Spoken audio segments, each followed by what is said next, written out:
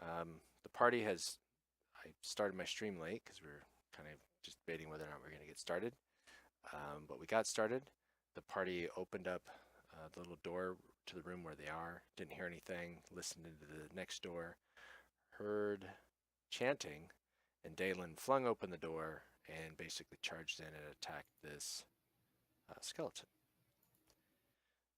All right. So now I got the stream up real quick, just so we can have this on record. All right, Dalen, you go in and you strike your skeleton. Assuming he can see more of the room now. Yeah, let me get the rest of that.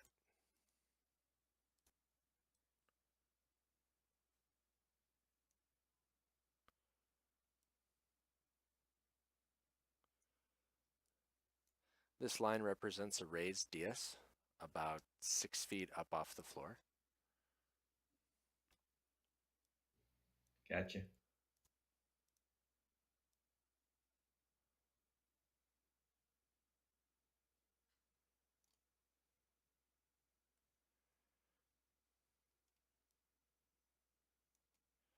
So that's kind of what he was able to see as he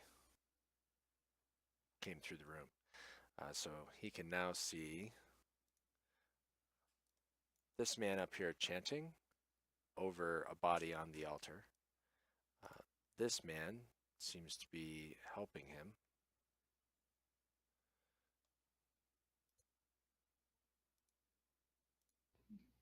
It looks like a dead body or somebody struggling. Or It is dead.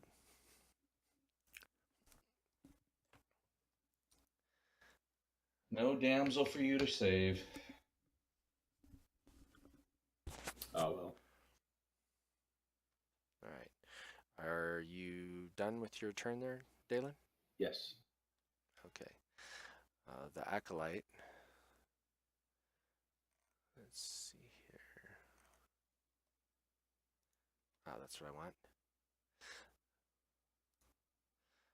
Does Nadia get an attack since who's holding the bow ready? She will right after this. So with the bang of the door and as you come into the room, and just as you're about ready to make a swing, you hear from up top, I told you that I wasn't to be disturbed. Come back later.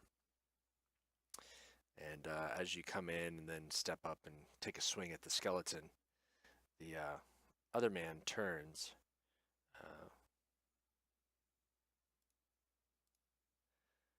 And says, Master, they are intruders. All right, now held actions can go. I'll say Bogner can see the skeleton, and Nadia, you can see both skeletons. Bogner can see both skeletons. All right, so these are our held actions, and then after that it goes up to Evander.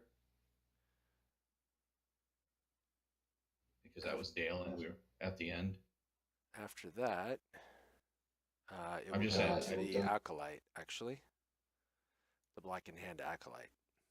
Okay, so below. Okay, so because he's there, gotcha. So it will go our held actions, the acolyte, then up to Evander. Right. Now, All right. Bogner didn't have a held action that I'm aware of. No, Yeah, he didn't. Yeah, he didn't. He was planning to move in. All right. So my held action, I had my short bow. Can I take the move as the held action? No. Okay. I didn't think so, but I couldn't remember exactly how that worked. Right. Okay, short bow. Okay. Target something there, Target Jerry. something there. Targeted the Skeleton one that 10. Nice. Dalen 10. attacked, Nice. right?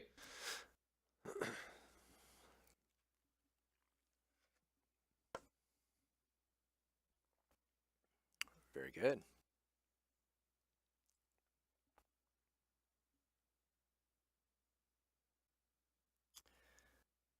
All right. So I hit him, and he crumples falls crumples to a pile of bones. Correct.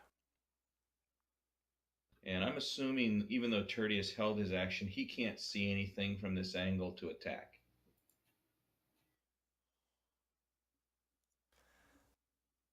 That is correct. Okay. Looking at the angles, you can't see anything just yet. All right. The acolyte here. He is going to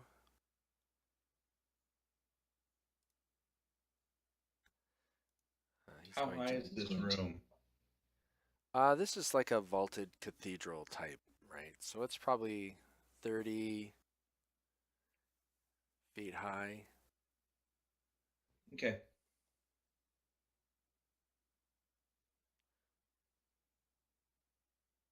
And then it's got a peaked roof. So at the peak, it's probably another 10, so 40 feet at the very center. Gotcha. And probably 35 feet about here, and then 30 feet at the wall.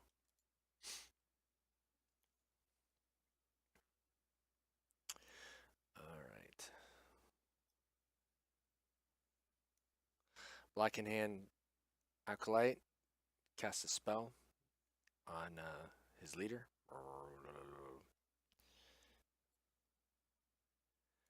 And then moves over here. He moves out of sight. Smart little acolyte. Evander. He says, I'm going to give Wagner some bardic inspiration.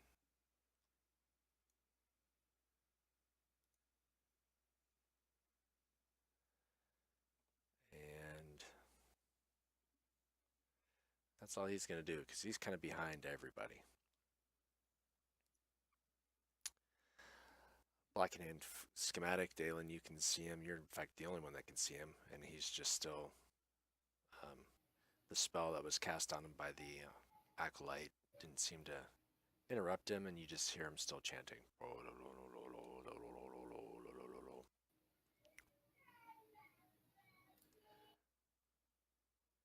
What was that in the background, Jimmy? I think that was just me. Oh, it sounded like a little kid in the background. I think that was somebody else. It could be here. I have my headphones on, but I can't hear what's outside the headphones very well. Gotcha.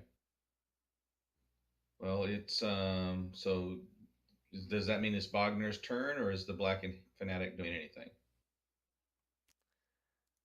Nope, not doing anything this turn just yet. So Bogner should be the one that, okay. Yep. So Wagner's next. He's going to move out here and then throw a hand axe at this guy, Which guy? the one I'm targeted. Okay.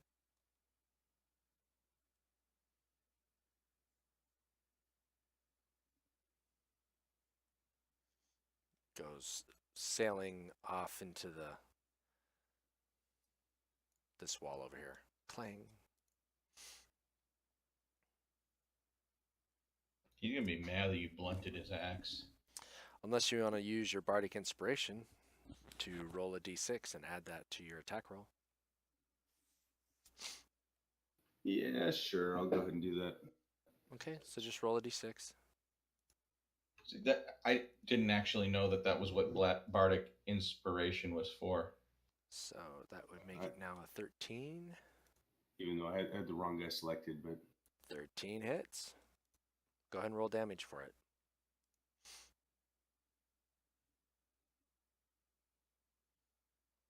Yeah, Bardic Inspiration can be used for an adder to your attack roll. It can be used as an adder to your save or an adder to an ability check, like athletics or something. Very good. 8 points of damage now instead. Nice. So that was a boomerang axe, and it started going past him and came back and hit him in the back of the head. yep. Marvelous axe. All right. Nadia.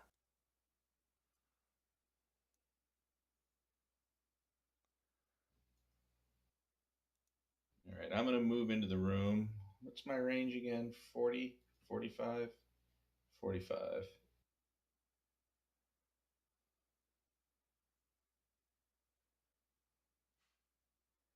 Yep, 45. So I'm going to move down there. Okay. And I got my bow out. So I'm going to go ahead and hit towards I'm going to attack the skeleton 11. I don't think that if coming out of here, I would have recognized the fanatic fast enough. So the skeleton's who I'm going for. Okay. You had him in your sights as you entered the room. Oh, and I missed him. So you also have Bardic Inspiration if you wish to use it. No, you No. do you? No, Dalen does. Okay. Wrong person. Okay. So I'm done. All right. Tertius is up.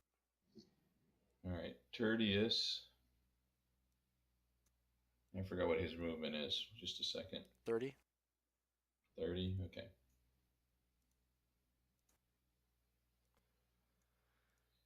Now let me go. So I hit the control or whatnot to move at angles. So you drag him there, right? So grab the little square at the end of the 10 feet. Square at the end of the 10 feet. Click, hold. There you go. Got it. Hold. All right. He runs into the room. And I'm going to produce flame.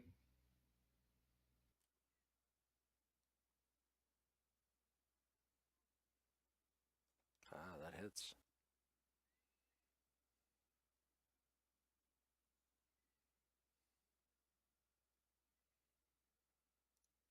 It burns up the little pieces of bone and everything for that skeleton, and it crumbles as it's staring I'm at assuming we can now see this whole dais. I mean, at least from where Nadia is standing.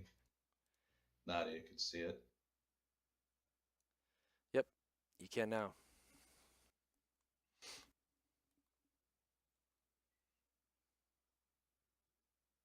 And that's the end of Tertius's turn.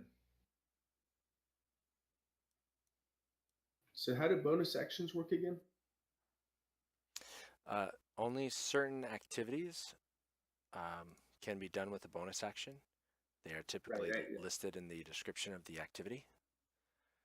Well, right. The thing I'm thinking of doing is a bonus action, but how does that fit in with the rest? It's just a bonus action. So you have your action, which you can attack or dodge or run extra far, do other things, or use your healing, your lay on hands.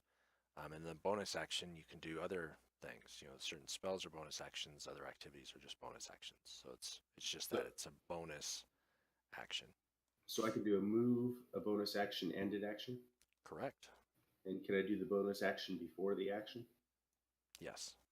All right. I want to do the Vow of Enmity for Channel Divinity on the Fanatic. Okay, give me a Wisdom saving throw. In fact, hold on. Let me see. I think I can do it to you.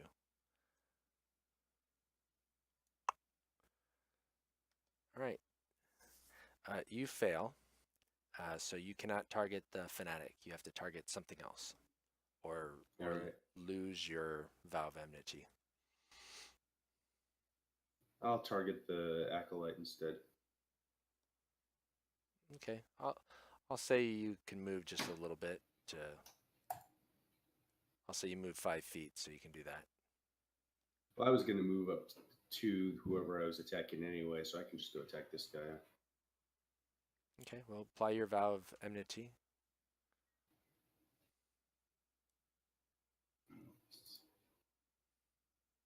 So I drag the effect onto myself or onto the you need to Acolyte. shift, hold, so click and left click and hold on the effect, hold down shift, and then drag it onto your target.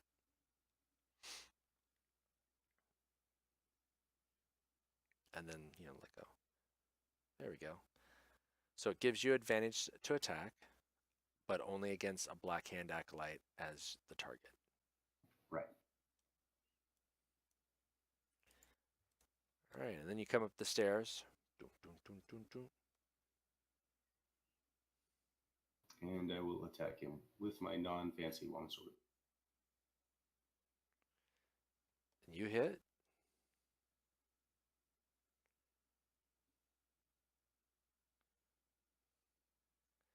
That's some pretty good damage.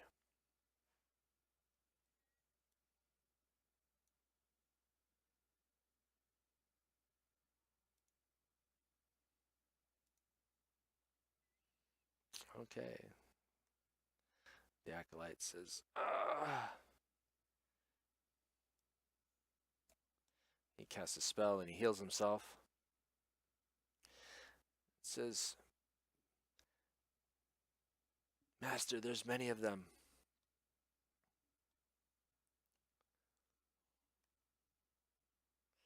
He thinks for a second about stepping away, but your sword is sharp. And his fear runs deep. Yes. At just after the acolyte finishes casting the spell on himself and tells the master there's many of them, the master finishes his chant, and the body. Let's see here. The body twitches and kind of sits up on the table and turns and snarls and attacks.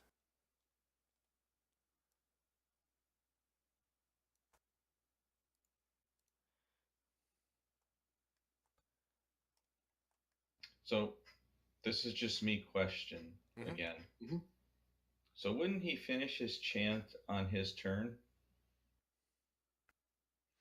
Not unless he finished it last turn and it just finished taking effect.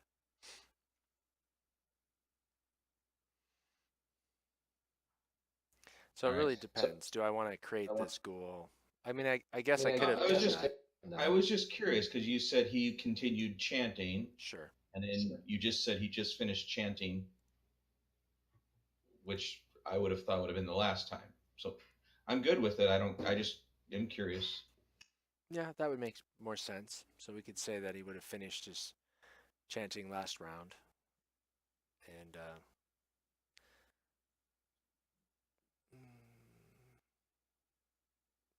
or that would be, yeah, it depends on how you want to look at it. Either way, he took his last round to chant, and that was his 6 seconds. And somewhere towards the end of that 6 seconds, he finished his action. And now the school has risen. Okay. I have risen.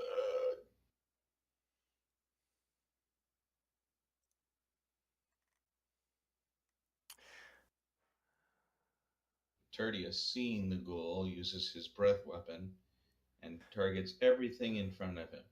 So he comes down and he takes a swing with his claws, tries to rake Dalen, but misses.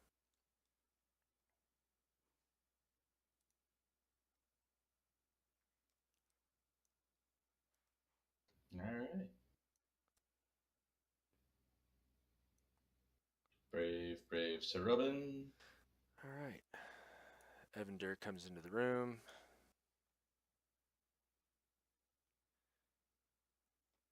He's like, I really kind of wish I healed somebody. But he's going to use another Bardic Inspiration, his last one. Seeing that Dalen's in the mix, he's going to... Oh, no, he doesn't need to give Dalen that. Hold on. He'll give it back to somebody else. Yeah, I still have one.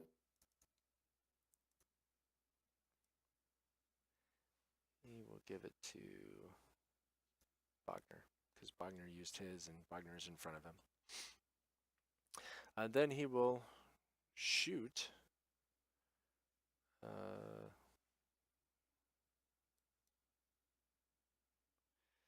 he'll shoot the Blackened Hand Acolyte.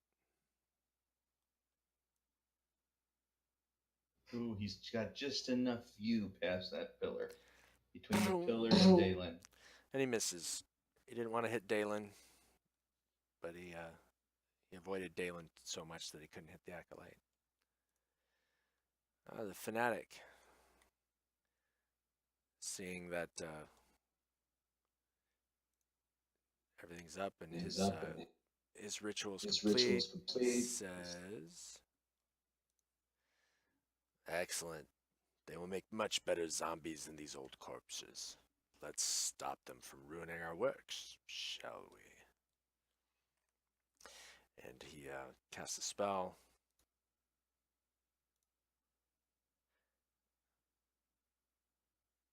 And he points a finger down at this corpse at the bottom of the stairs.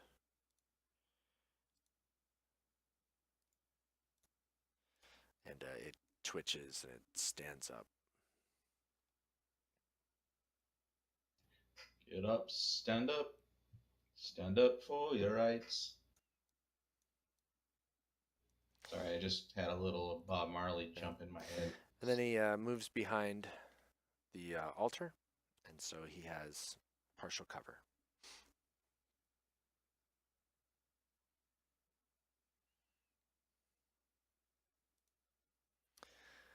All right. Wagner. All right, I'm going to move up to the ghoul to attack it. Okay.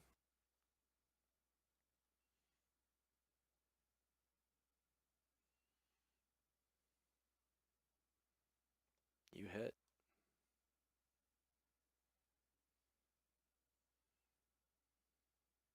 Not a lot of damage, but still some damage.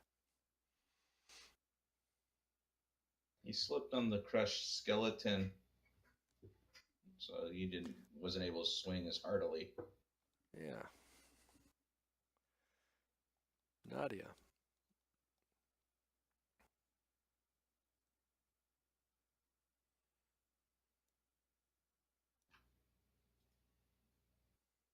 All right, I just targeted the zombie.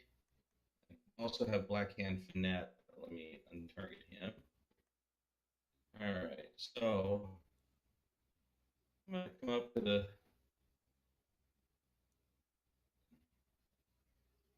straight in front of the zombie here. Okay. And I'm gonna start with my quarterstaff.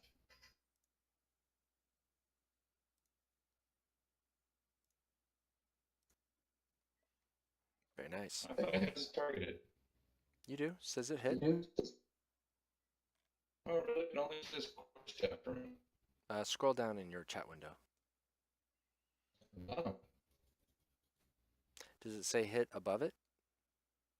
No. No, it says turn Nadia Ferd, attack, quarterstaff, 5+6, 11. Okay. Shows on my screen that you hit. There's no zombie in the combat tracker, so is that the problem? Oh, That's probably the problem. there we go. All right, so I'll attack the zombie. Hopefully, Already did it. So he's hit. I only did 5 damage, But it applies. but Okay. I'll go ahead and hit. I'll go ahead and attack again now with my unarmed. Perfect. Hits. Much better hit that time.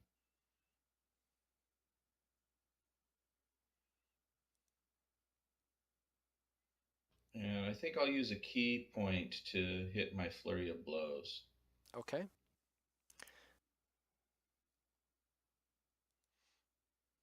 You get one more unarmed attack then.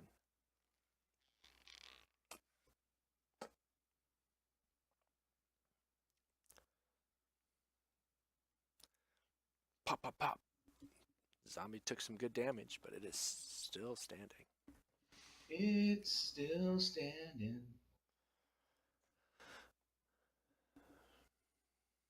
All right. Tertius. Unless you wish to move. No, I'm not going to move out of range because I already used my one key thing. I can't use my other thing that'll keep me from getting hit.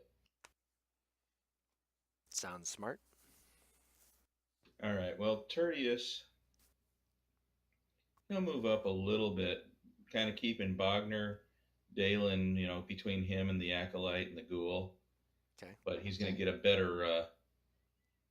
better view of this zombie and try to take it out. Okay, he's got a really good view.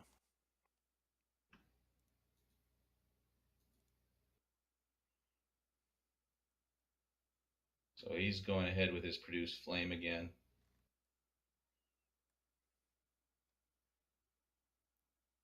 Okay. 1 point of damage. So wet zombie. Yeah.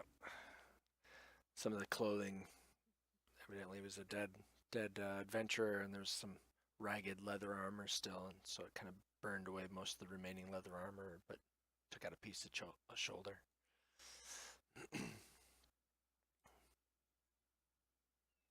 Okay. So he's going to finish up by moving out of the way. He moves back. Sounds good.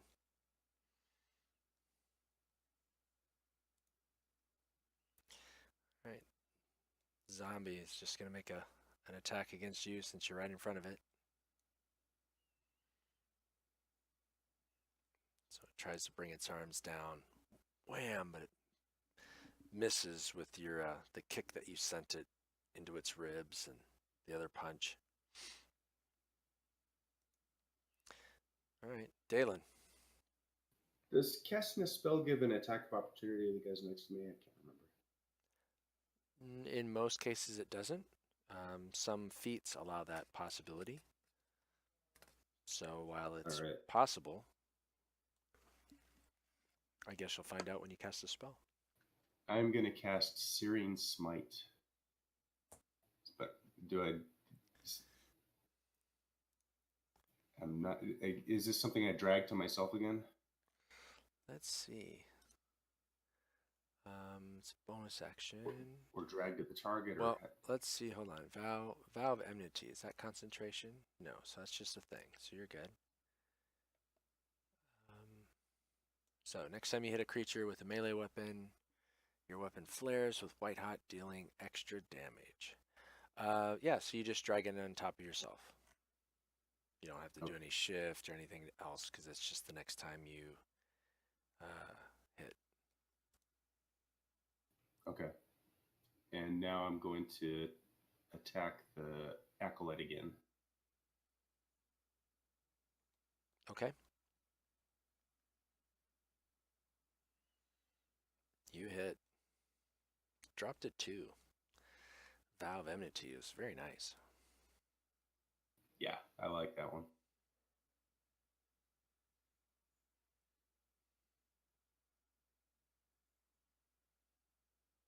Oh. It was pretty lame rolls, though.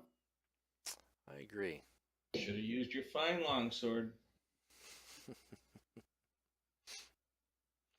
All right, anything else?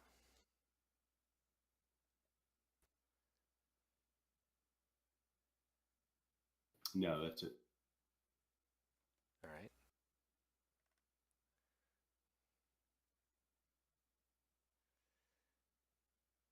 Actually, there was the one thing.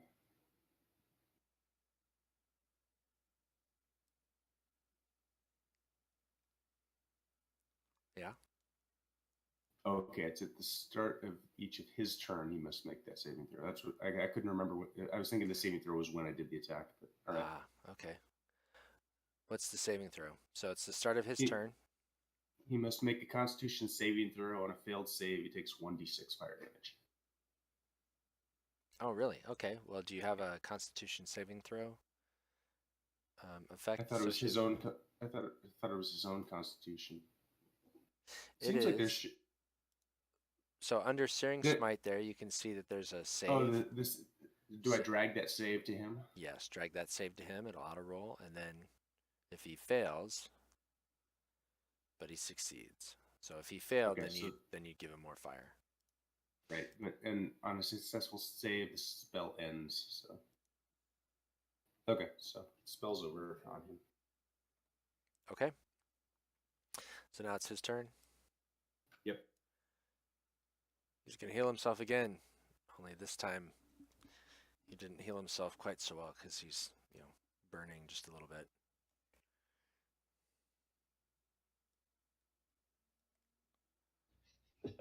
A fiery sword sticking through my shoulder. I can't concentrate. Yeah, but he's gonna move over here just a step. All right. The ghoul is gonna continue to attack.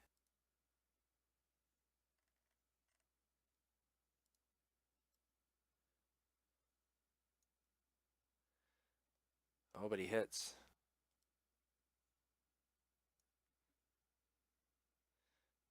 And hits for some decent damage.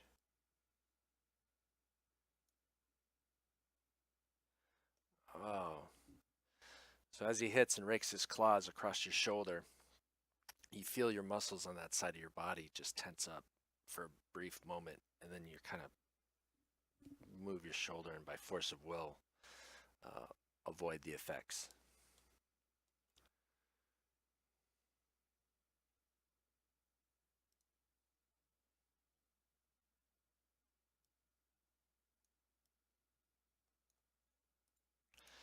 Evander will move in. And he's trying to see. He saw you just get hit. So he's going to cast Healing Word.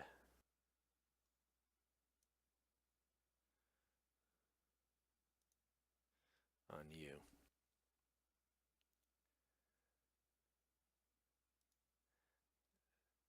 Now the Fanatic. He's seeing all this. Sees a zombie about ready to go down.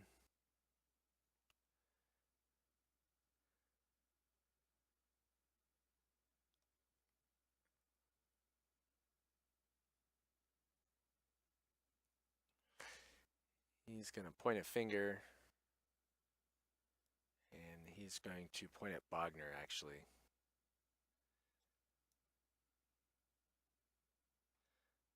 And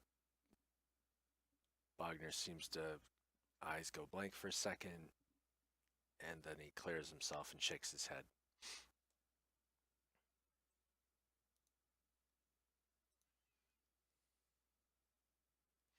And the Black Hand Fanatic curses.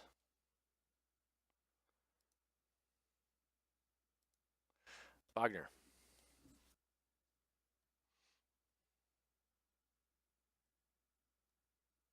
What's the action surge for the fighter ability? It would allow him, so you take your action this turn, right? And then it would allow you to get another action. But he has it ticked, so I don't know if he actually used it the last time we were that means he's used it, yes. Okay. So what he has available is Second Wind, which is a self-heal. She doesn't need yet. All right, I'll just do a regular attack on the Pistol of the Ghoul, yeah. All right. And it's a critical hit. Critical hit. Nice That's what I'm expecting with this hammer. So he plants his feet. I was hoping it was a fancy hammer. Brings the hammer around, but he only really hits one of the ghoul's leg, and the ghoul's leg kind of swings forward and then sets back down again. Not quite full damage that Bogner's usually dealing out. Is that it? Yeah, that's it. All right, Nadia, you're up. I will quarterstaff the zombie again. Oh, nice critical.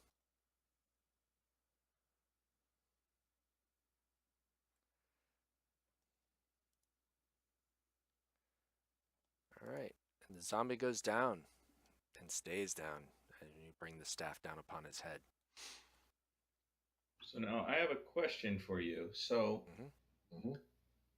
can I still move and attack like the ghoul, or go over and attack the fanatic? Or okay, you can still I didn't move. know if I could. You still have a bonus action. So, and because you did a melee attack with a monk weapon, you can do another bonus action melee attack or use your bonus action for whatever else.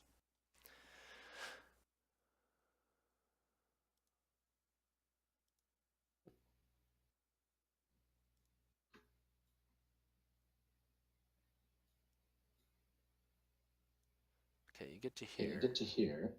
I was. And that's in melee range. Oh, that is in melee range? Yep, so you can continue to move, but you'd get an opportunity attack as you move by. Well, then I'll switch. I didn't think that was within melee range.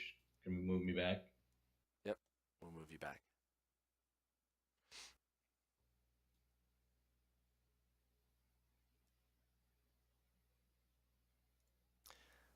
So I'll tell you what. If you move like straight up this line, you'll be just out of range.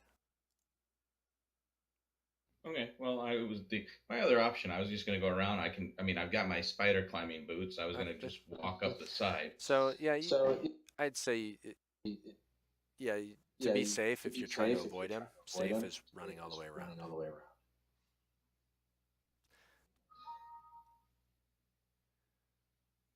And we'll say that transitioning across here is like rough terrain, so 5 feet up, and then 5 feet across.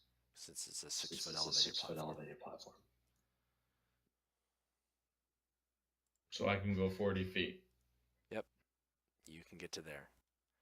And with your spider climb boots, you have no problems. That's where I go. Okay.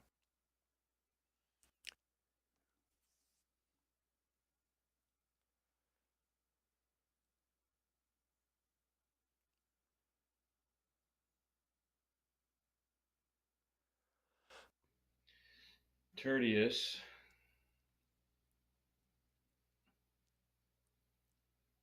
will move up to here. Okay. And he's going to target the Black Hand Fanatic, recognizing him as the biggest threat. Okay. He's going to target him at -2 because he's got partial cover with the altar. Actually, you're below. I'm going to give him full 3/4 cover. But does that include for spells then? If it's a to hit based, yes. If it's a save based, then it's just you can see him. But I believe your spell there is a spell to hit. Well, I'm going to try to entangle. I'm just going to cast an entangle over there. Okay, so that's just line of sight, I believe. So, yeah, I'll say you can see the top of the altar, so you can center it kind of on the altar there. Okay. What do I roll? I'll give you that corner. Let's see. What's there for you to roll? So, yeah, so you just have to cast a save. So it's a 20-foot. Okay, so it's a 20-foot square starting at from centered on wherever you're centering. And I'm going to assume you want to center it on that corner maybe, or maybe not. I'm going to center it right on top of the altar. Okay. And then it says all creatures in the area must make a strength save or be restrained. All right, so I'm going to center it right in the middle of the altar. I figure, like you said, he's got 3/4 thing. Okay. So I'm going to center it. Do a shift and left and right click together and drag until you make a 20-foot square. And then place that centered on where you want the spell to take effect. Right there. Okay. So what I want you to do now is I want you to target.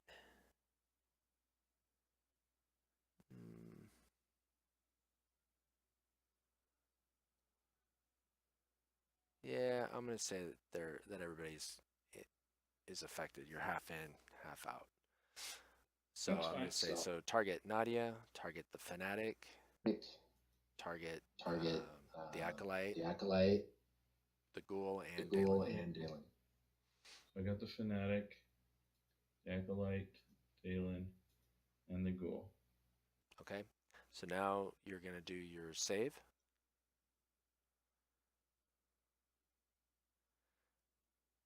Okay, and now I think you can just go ahead and apply your double click on your effect, and it should only be applied to those that failed, which would be the Acolyte only. Oh, double click on like the little effect icon or yes. Okay. And there, it only applied it to the Acolyte since that was the only one that failed. I only needed to click once, so I didn't need to double, by the way, because I got it twice. Okay, I'll remove one. I mean, it doesn't affect too much. Okay. No, I'm just letting you know for future use. Okay. Now, does that persist, or was it an instantaneous? Oh no, looks like it's concentration up to a minute. Okay. Yeah, it's a concentration up to a minute. Ah, okay. But it looks like only when the spell is cast, and then after that, whoever got restrained stays restrained until they can do a strength check. Okay. And the spell DC is a 13. Okay. So can I still move, or am I stuck here? Nope, you can still move.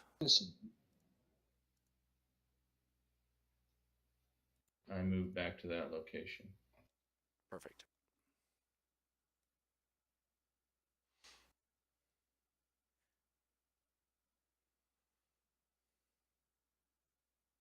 Should be Dalen's turn.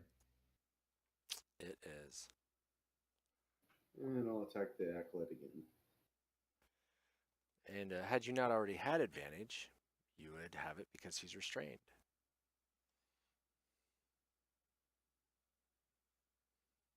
You hit.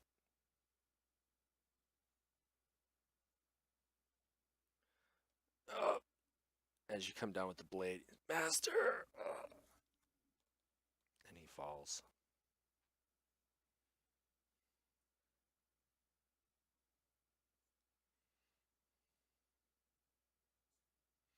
He is unconscious.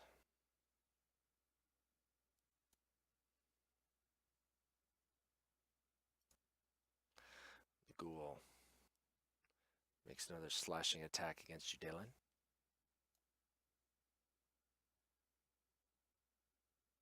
Oh, it rolled from a 7 to a 17. So he succeeds in his slash. A little bit more damage this time. And again, you feel that seeping poison or miasma or whatever this ghoul has in its claws kind of try to work its way into your body, but you're able to shake it off. Shake it off. Shake. You just got all these little song things going in your conversation tonight. All right, Evander. Let's see. So Dalen took some damage that time, but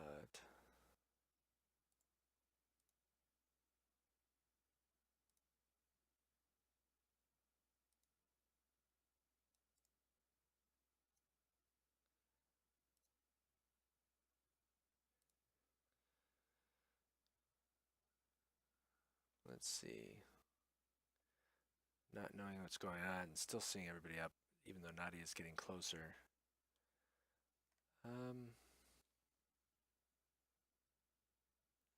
He's going to cast Healing Word on Dalen at level 2.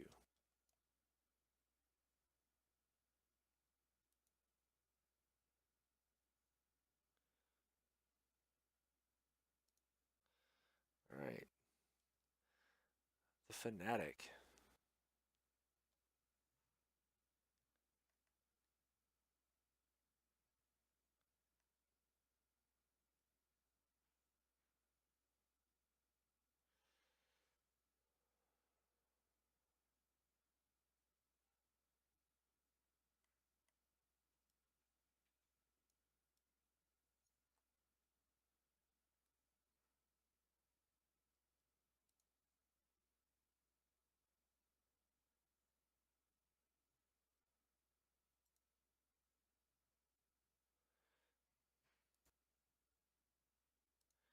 He's going to move over to you, Nadia.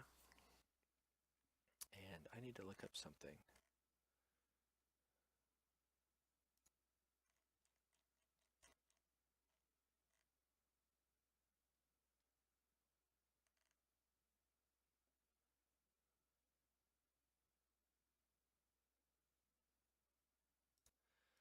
Okay.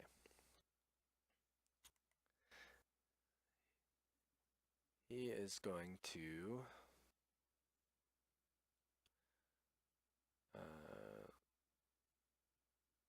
look at you, and he's going to reach out his hand to try to swipe at you as he's chanting. But he misses.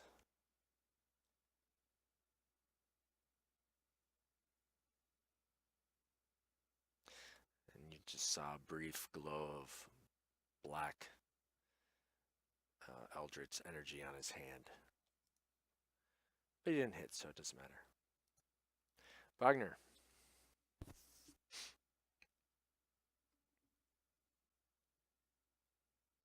Warhammer again.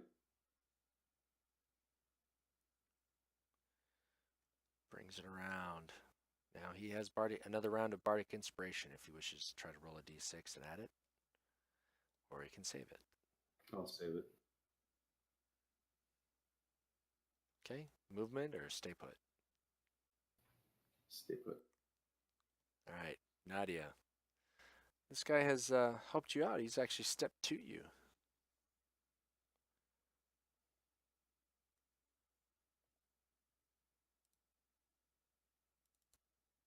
So how does my key like abilities work? So like I've got darkness. Am I able to like is that a full action or is that something that I can So if you look on your Actions tab, the little shield on the right side, if you click on that, it'll bring up a description of darkness. You can see the casting time is an action. So you couldn't attack after you do it, but you can definitely cast darkness and then drop a 15-foot sphere of darkness wherever you'd like.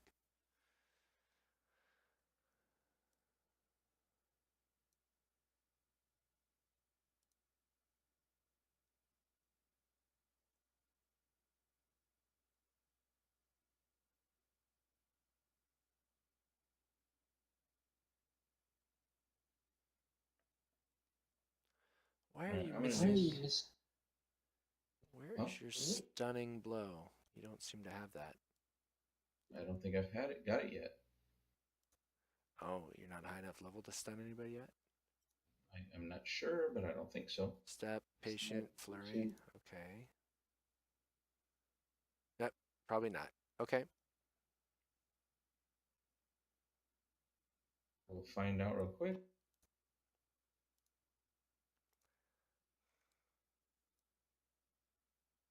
Stunning Stunning strike. 5th level. Level 5th. Yep. All right, so I'm going to go ahead and attack the guy. Okay. And like usual, I'm going to start with my quarterstaff. Oh, that didn't target him. It's all right. I'll drag on to him. That hits. Okay, I've targeted him now. Okay, some damage. Then I'm going to go ahead and do my unarmed. Also hits.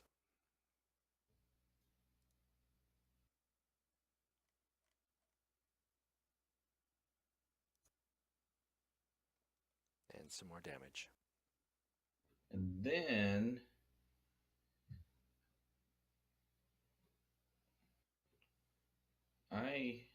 so here's the question. So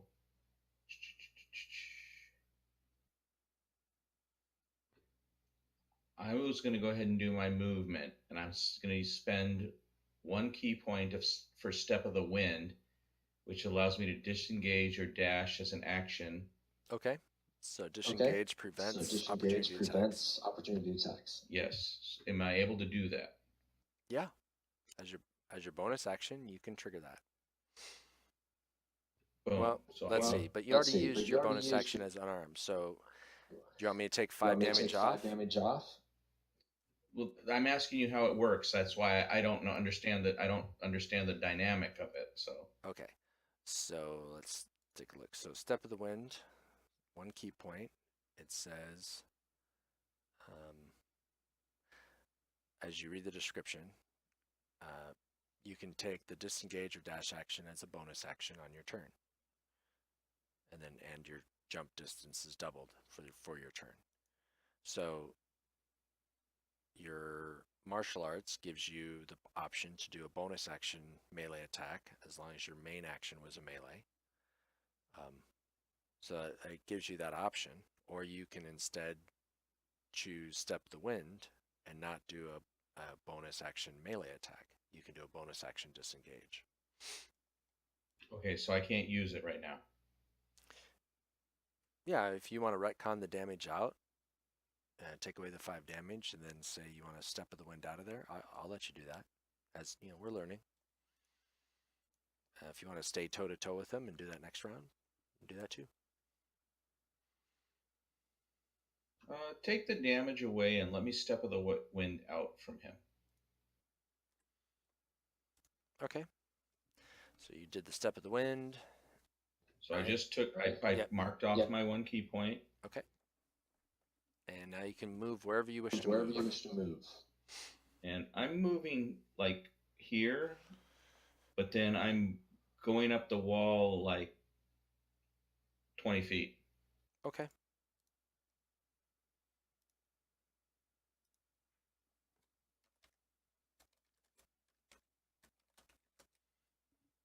You took his the damage away, right, for that second attack? I did. It was 5 points, so I took that off. Okay, so I've just got a notation on the combat tracker that says you are 20 feet up wall. Okay. So now, Tertius, oops.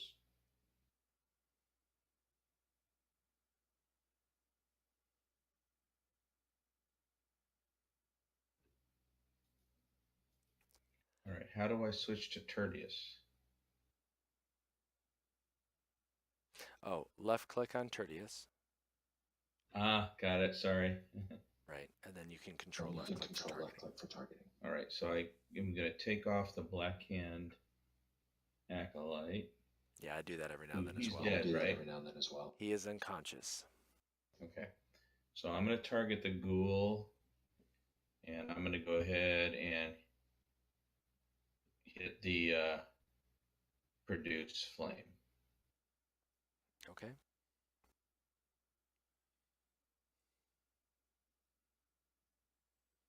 You hit. And some good damage that time. Nice. He's not as soggy as the zombie. Yeah, he was a little drier. Okay, any movement? Yeah, since I haven't seen the zombie being moving, I'm going to have Tertius kind of move up to the base of the stairs. Moves up to the base of the stairs, okay?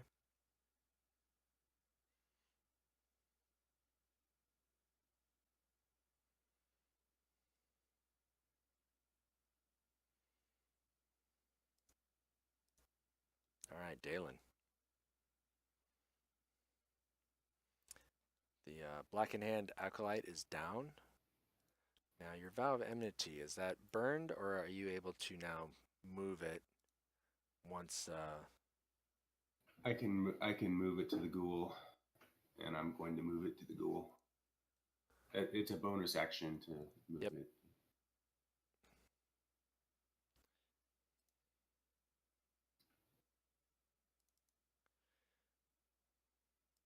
Okay, so you'll want to do that shift drag to the ghoul. Perfect.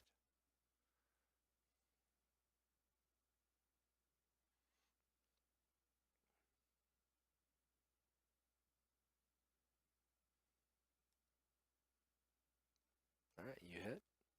And I want to, for the damage, also use, which one is it?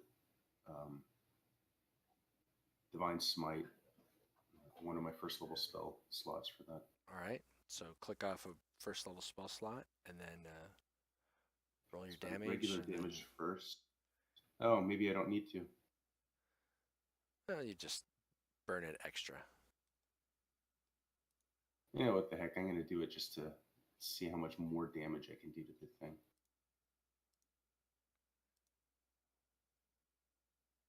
You know, you don't want that other dude bringing him back.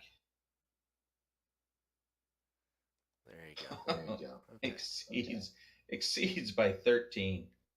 Woo! He could have been like a zombie. He could have gotten back up without that radiant damage. You don't know. And we heard the whole like holy whoa as that hit. And it came from the fine longsword. No, it was the regular one, wasn't it? Yep, regular longsword. No. But the fine longsword is the one that made the noise. Oh, okay. All right, is that it? Or are you gonna move? I am gonna move up towards the whatever you call it. Okay.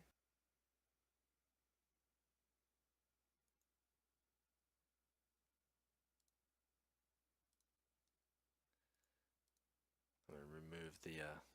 Actually, I want to move up there. Yeah, because I can't do anything except let him attack me.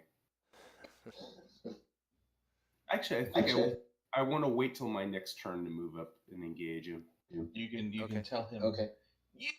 Yield or die.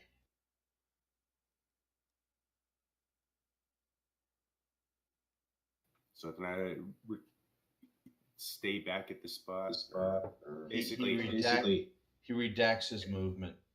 Yeah, I want to still have the cover if he does decide to attack me. Okay, so you're not gonna move. Okay. Right. All right, the acolyte. He's still down there. Let's see. Oh, all right. Oh. He expires. Gives the death rattle. All right. That ghoul is not going anywhere. Evander.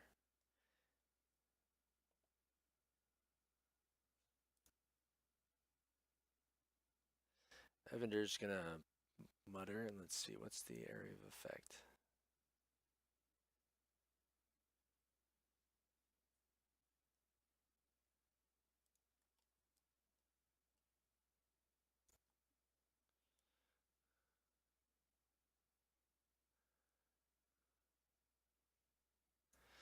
Nope, he's not going to do that.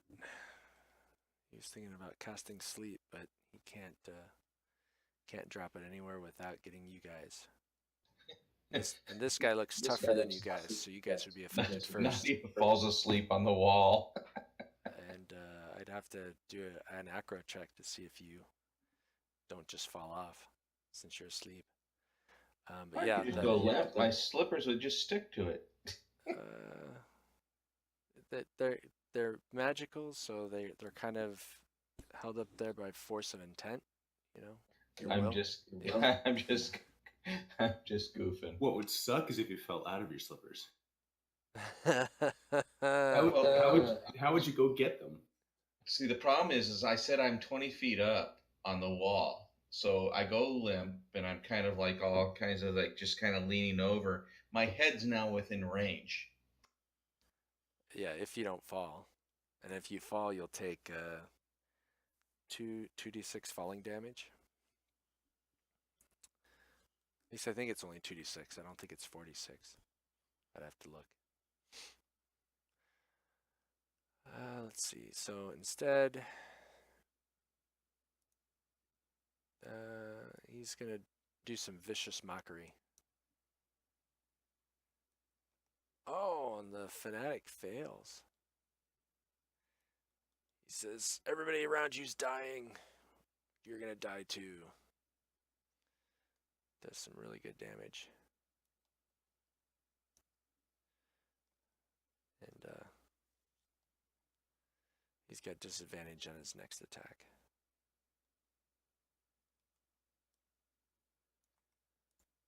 And then he's going to move up.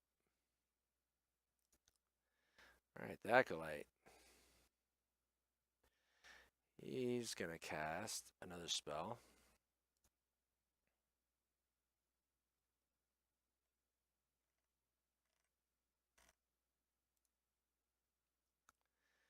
And he backs up as he's chanting, gets to here. extends an arm down towards the body of the ghoul.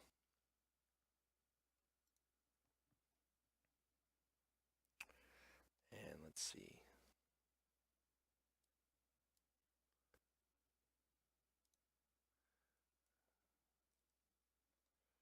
All right.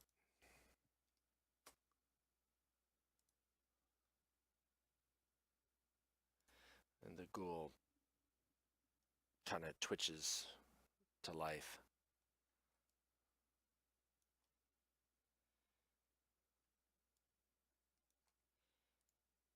And the blackened hand runs to there. And let's see if he survives. Yep, hops down, no problems. And that's where he'll end his turn.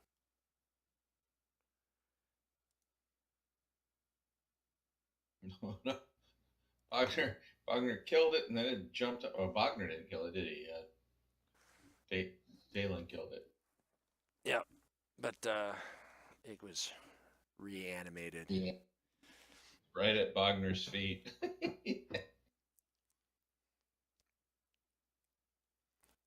right. So Wagner's thinking, how many times do I have to smack this thing?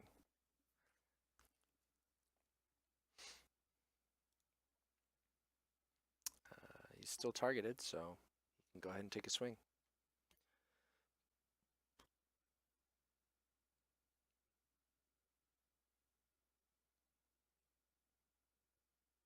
Now, why does he get advantage?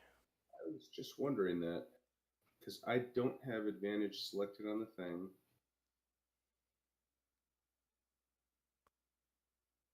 Oh, because I didn't take that off. I didn't take unconscious off. Shame on me. Okay. Reroll, please. Because I don't know if you would have rolled the 8 or the 19 by itself. Looks like the 8. All right. I would have rolled the 8. The 8 would have hit though, too. Probably. You got Bardic Inspiration if you want to use it. Yeah, I'll use it this time. Okay, roll a d6 and we'll add that. Roll a good one. There you go. That hits.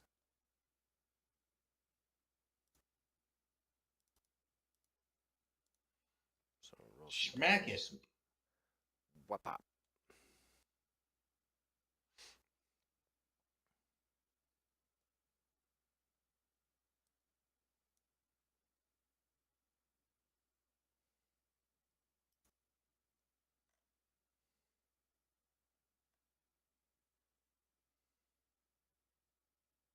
All right, Nadia, you're 20 feet up. And let's see, let me think. How far away are you? 40 feet away. 40 feet. 20 feet up. He's going to have... Okay, well, from where you are right now, he's got almost full cover. Because I'm going to say he's ducking down just a little bit. Yep, I'm running straight across the wall over to here, and I'm hitting him with a short bow. Like the ninjas in Naruto. All right. He does not have any cover now. Drives but I missed around next to him. That's fine. And you are still 20 feet up the wall. Okay. Yep, and I'm just there to annoy him. He jerks at the sound of the arrow striking next to his feet and looks up at you, and he's annoyed. He was not expecting somebody to be able to run across the walls. All right, Tertius. The ghoul is still standing. Or restanding? Unstanding? So cure wounds doesn't damage creatures like it did before. Correct. It does not. It does not affect undead at all.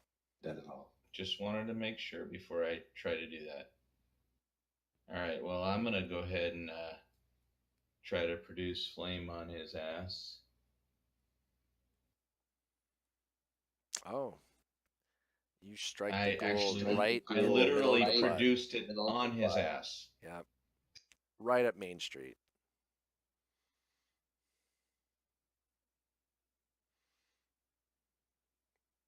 Nicely done. And he's just going to stay there. Ghoul doesn't seem to be interested in turning around and grabbing him. Okay.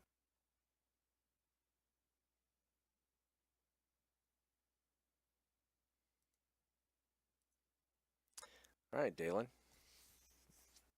You were thinking about moving up, but this ghoul behind you has stood back up and is. Yeah, I probably should have moved up, but oh well.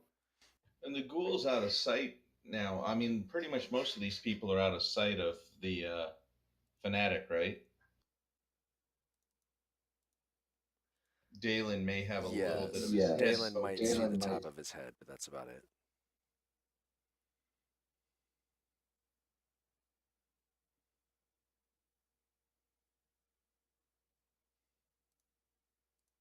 Okay, so you drive your long sword into the ghoul. And I think I'm done, although let me make sure.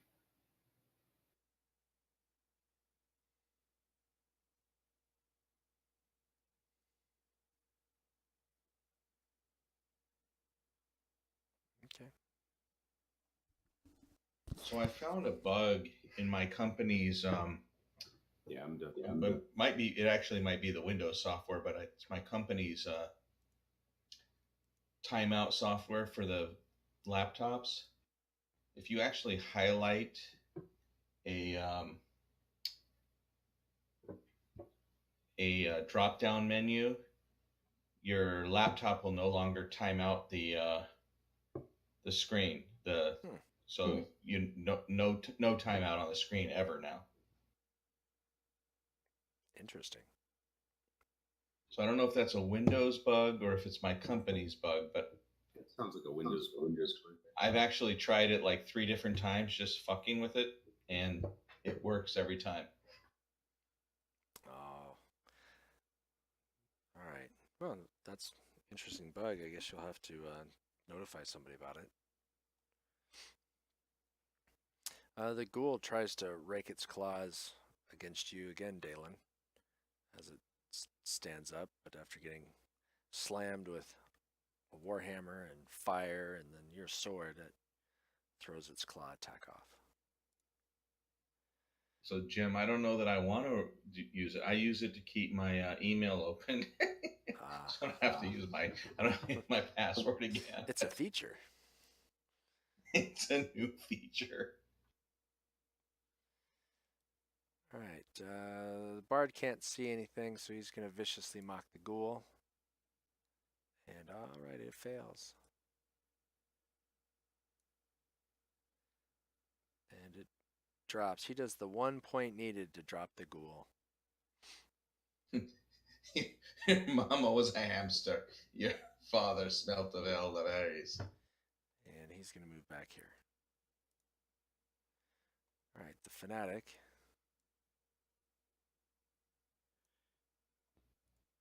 Who's annoyed at me. He's going to move to here. Let's see, how many of those did he have? So he used that, he used that.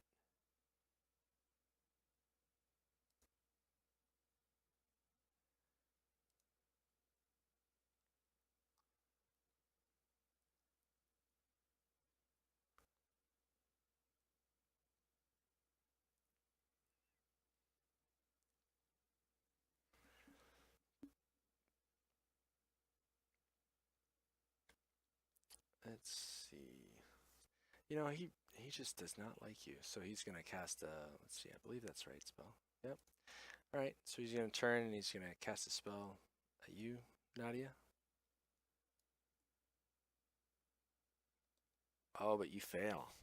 You fail to save.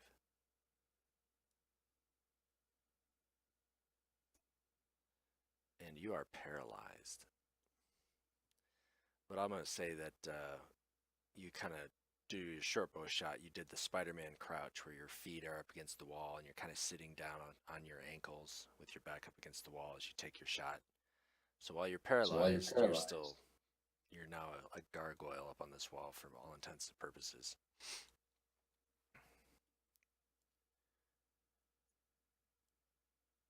So, okay. And he's going to run out through this door.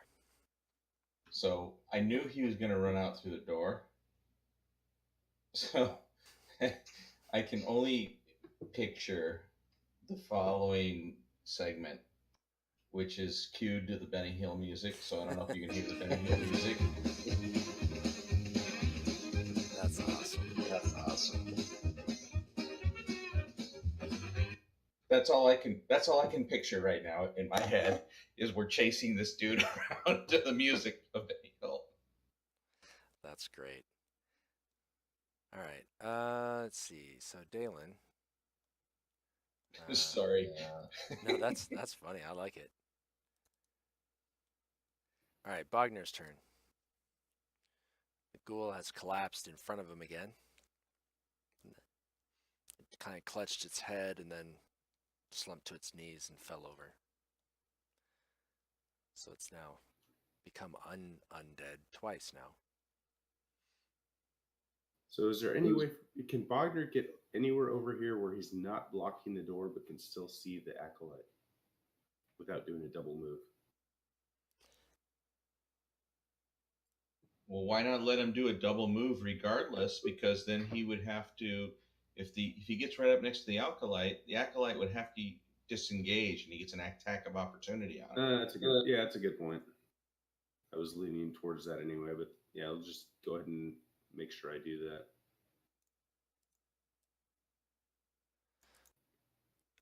Okay, well, he can't move 35 feet. He can only go. Right, I was going to do a double move to get to that point. With his Okay. You can dash as your action. You bet. Right. You are right there. Hey, where you going? And again, Benny Hill kicks in. Oh, play that tune. That's hilarious.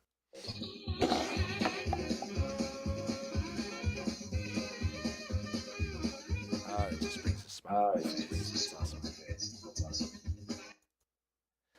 Now I just need to see that little old dude and I'm slapping the top of his head. All right, let me see if you get a save against that.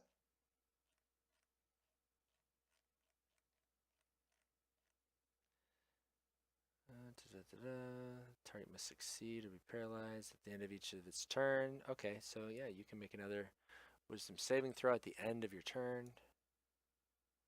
And you still fail, so you are still paralyzed.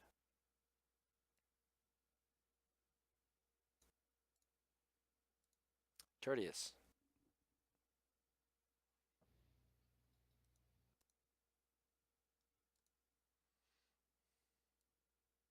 What's my movement there? 30. If I move to there, can I see him through the door? I will say that you can see him through the door. All right, I will move to be there. -2 for ranged attack. That's fine. But I will do the. I will still try. I will still try a produce flame on him. Oh, even with -2, that's a hit. Okay.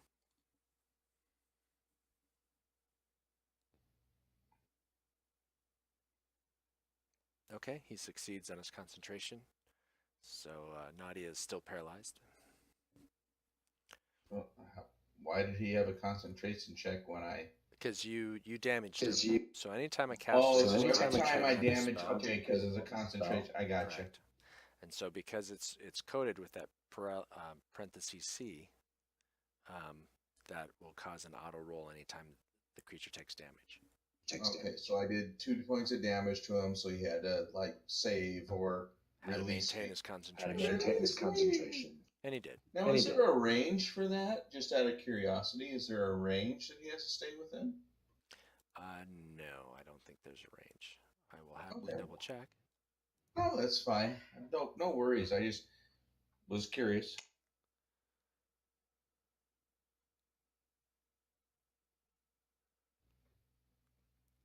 No, only the initial. Only the initial.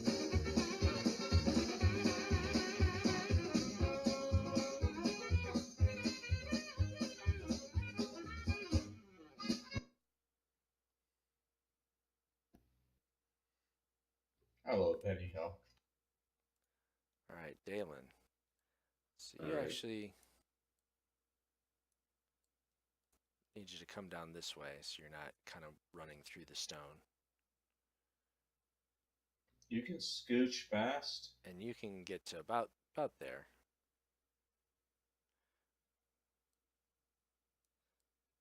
There's some good geometric angles that you've got going on.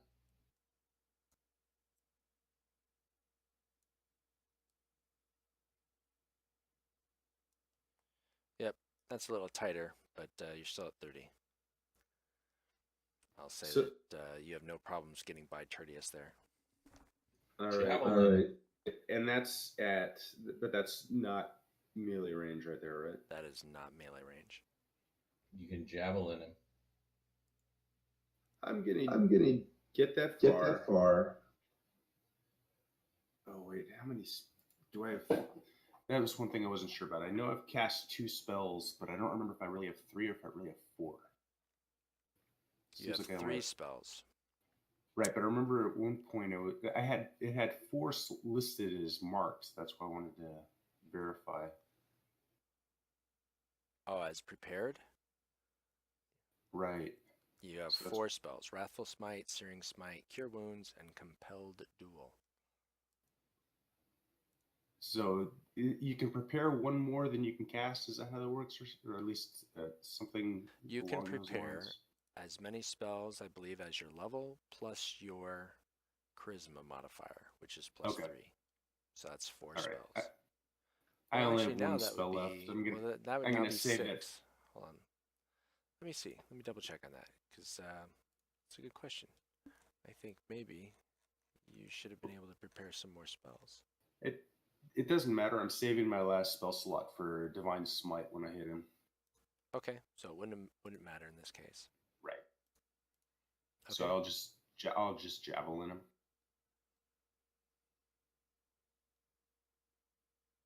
And I should make sure he's selected first.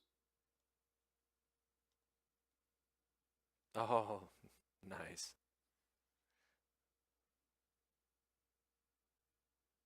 Actually, can I broke his concentration, but can I Divine Smite on a Melee only, I believe. But it's melee? Yeah, that's what I was thinking.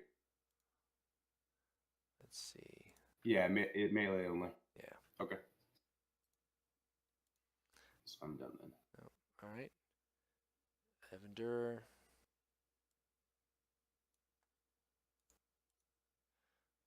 Runs to there.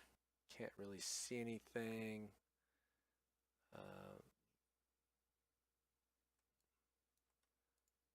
He'll run to there. He's looking around for Nadia. Sees Nadia frozen up on the wall. Basically looks at you. Get your ass down here. He doesn't know. He Yo, doesn't what know, up? He doesn't know you're paralyzed. All right.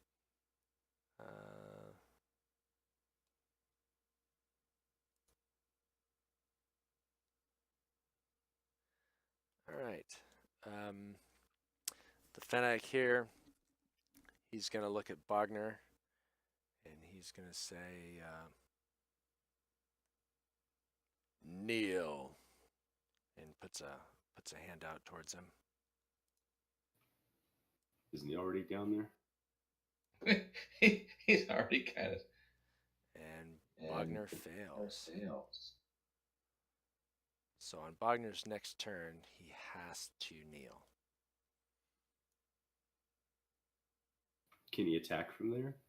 Nope. Awesome. It's worth asking. And because he's been commanded to kneel, he can do nothing else but kneel. And so until he does that action, he cannot get an opportunity to attack.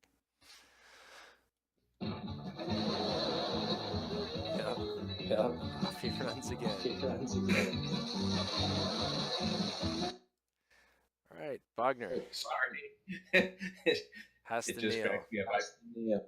I see that, and I see the Scooby Doo stuff is the same thing with all the doors opening in different hallways. And All right, Bogner kneels and waits for Nadia to save him. I guess I don't know. Yeah, that's pretty much what he has to do. He has to. Let's see. Where's the effect? All right, he's prone.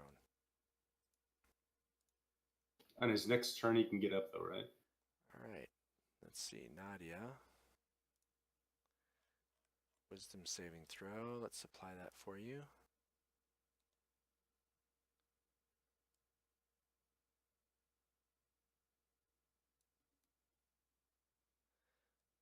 Still paralyzed.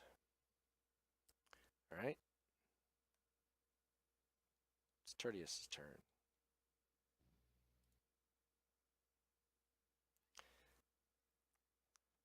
If you're going to try to squeeze through, give me an acrobatics check to get by Dalen. It's a small door, and he's a big guy.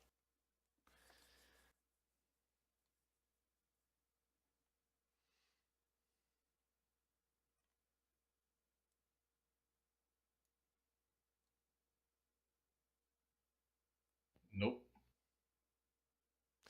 All right, roll me a d8.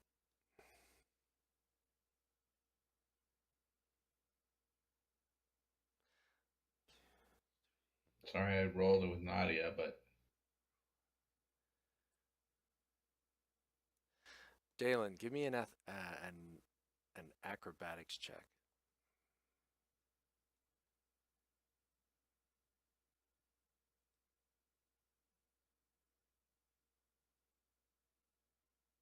Oh, all right. Dalen and Tertius both fall prone as Tertius tries to go through. He hooks himself on the door and then takes out Dalen's legs and then takes the both of you down in a tumble. So the Benny Hill music is still appropriate. Yes. All right, so Tertius is prone.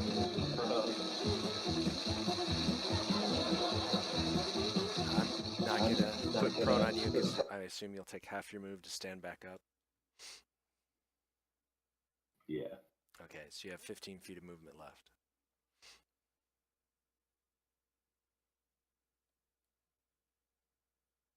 keep him in sight. And I'll throw another javelin at him. Okay, which I think is going to be my last one. Let's see. Oh no, I don't have it. They're all ticked right now. They're all ticked? All right, so you've used them all so far. I didn't threw any at him. Did you? I only remember throwing two. Give me a wisdom No, saving throw. You threw one Earlier. No, you actually haven't thrown any. Yeah, I threw one at the skeleton. One at the skeleton here. No, Correct. you didn't throw one at the skeleton. You threw a hand axe at the skeleton with Bogner. You have not used a javelin. I thought that Dalen had used a javelin in this Nope. room. Not in this room at all. The used diner's room. In what room? Yeah, but he recovered all of his javelins there. Did he? We all talked about that. Tell you what, give me a wisdom throw, and as long as you don't get like less than 5, I'll say that you did. All right, you picked up your javelins. Yeah, I mean, he actually. So the conversation is that after we've had every battle, he looks for his javelins. So does that mean I would have 4 at this point? I didn't know you had 4. I've only known that you had 2. I carry 5. The only ones I've known you've had, I've only known you had 2. So I don't know how many you had, but I mean, we had the conversation last week about, oh, well, do I get my javelins and do I have to request that after every battle? I want to say I just rolled. You have 4. One was broken. We'll say one of your javelins has broken. All right, so you have 4 of them, so you can still attack. Well, originally I started with 5 and I've thrown 1, so that technically means I have I could 3 left, but all right. You haven't thrown one today. Yeah, when I got into my previous attack was the javelin because I wasn't in melee range. Oh, okay. The first attack on the skeleton. No, the one on the Black Hand Fanatic when I. In this room. Gotcha. Right. Gotcha. Okay, well, we're good. You've got 3 javelins. All right. Oh, and you hit. Smack his ass. And you lay him low. He could not get away. And I'm no longer paralyzed. Don't land on the. Yes. floor. Give me an acrobatics roll. Me? Yeah, you, Nadia. As you come out of the paralysis, let's see if you do it smoothly or if you have like a leg spasm. All right. Let's see. I was fully expecting you to have no problems with this. Yeah, but I'm dexterous. Let's see. No, slow fall comes later. You are 20 feet up.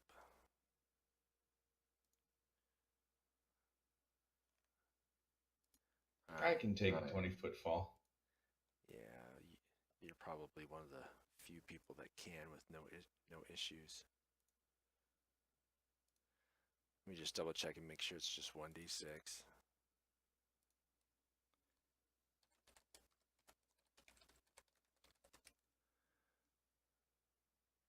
Yep, 1d6 for every 10 feet.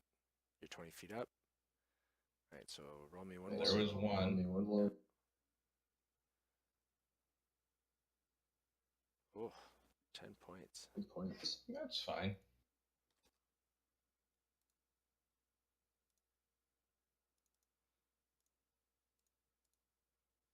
Okay, you're no longer anything there, and you fall. Bloom.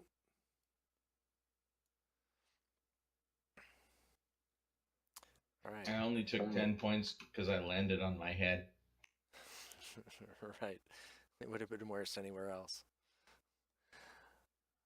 Okay, Dalen, you dropped him. Anything else? Hit him again for good measure. Yeah, I was gonna walk over there and kick him a couple times.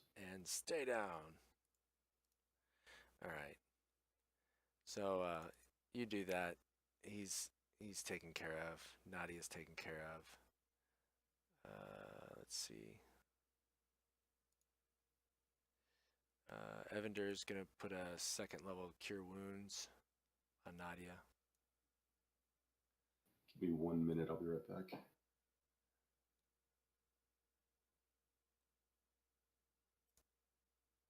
I'm assuming that makes the spell on Bogner gone. At this point, If he's dead, Tertius gets up. Bogner, yeah, at his next round, he's able to get back up, no problems. And he's recovered his faculties. Okay. I assume that you're gonna kind of loot the room. Well, let's wait for Jeff to come back, and Okay. that'll give me a chance to go use the restroom as well. So let's all come back in like 1 minute and discuss that. Fair enough.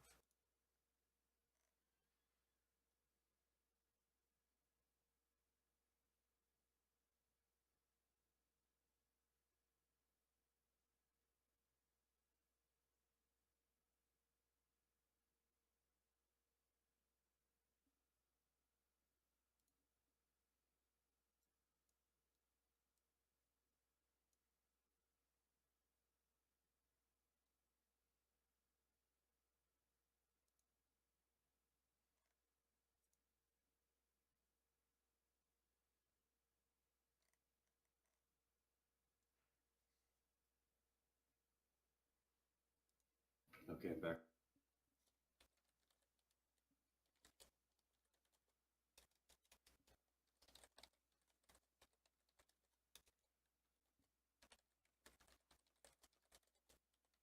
So I guess it's time to come back and search this room to see if there's anything interesting.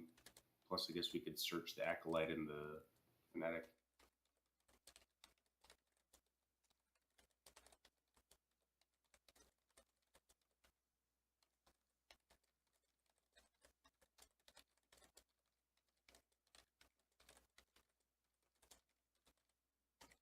Okay.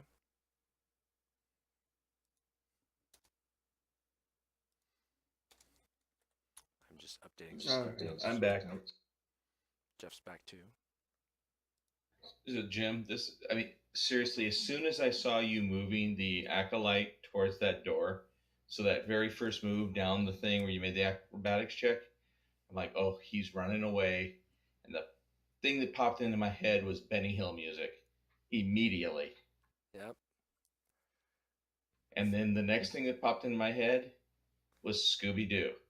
So I have Scooby Doo and Benny Hill going through my brain.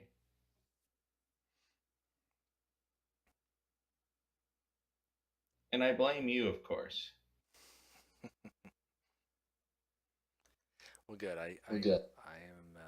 If I can bring that forward in your mind while you're playing, then I'm doing my job. I think, making you think of stuff. All right. So we've killed that dude. I think we need to search him.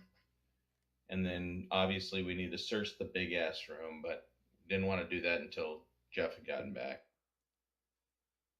Right.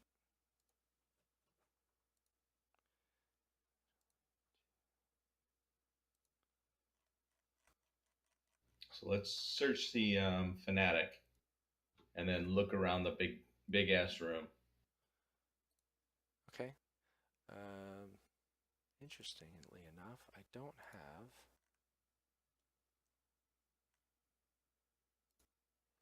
I actually don't have a parcel for the fanatic. So give me a moment. You do find a fancy-looking dagger on the fanatic. Evander he has likes fancy things. Yeah, let's see. Does he have? He does. Evander has detect magic, so he casts that, and it is not magical. If it's helpful, I could always do divine sense in here to detect the presence of any place or object that has been consecrated or desecrated. Might as well. You're at an altar. We're at a Right. Sure. So you might as well do that as well.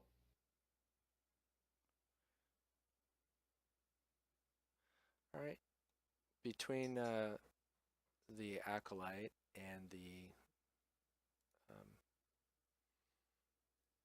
other guy, you find, what is it? 32 silver. All right. No correspondence, no anything that would be indicating why these bastards tried to attack us on the road. Yep, not on his person. You do sense that there's been some desecration at this altar. In fact, you can't really tell.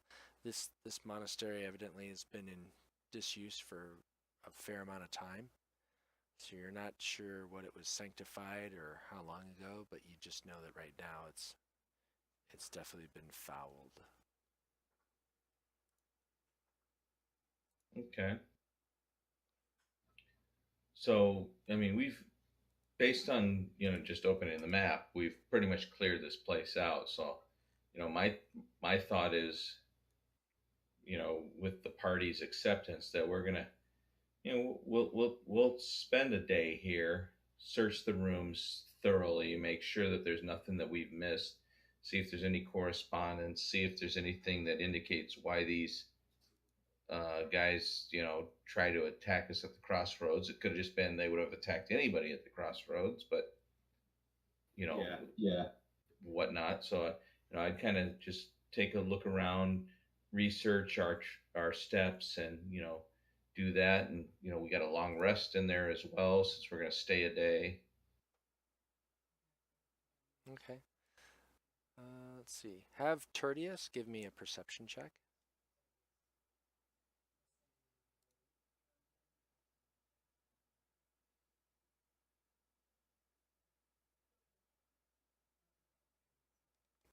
Okay. So he's the only one that might have been able to find it, but let's see. What's better, his perception or his? No, his perception's much better. Okay. Yep. So he's not able to recognize anything in the garden or anywhere else. You guys look at the remainder of the area. I mean, there's some dried goods, so you can replenish your travel rations. No issues. There's some bad pieces of armor. There's some well-used weapons that aren't really worth collecting.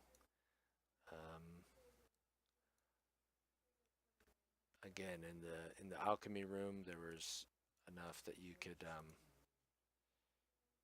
put together a poor man's herbalism kit. Did you guys do that already?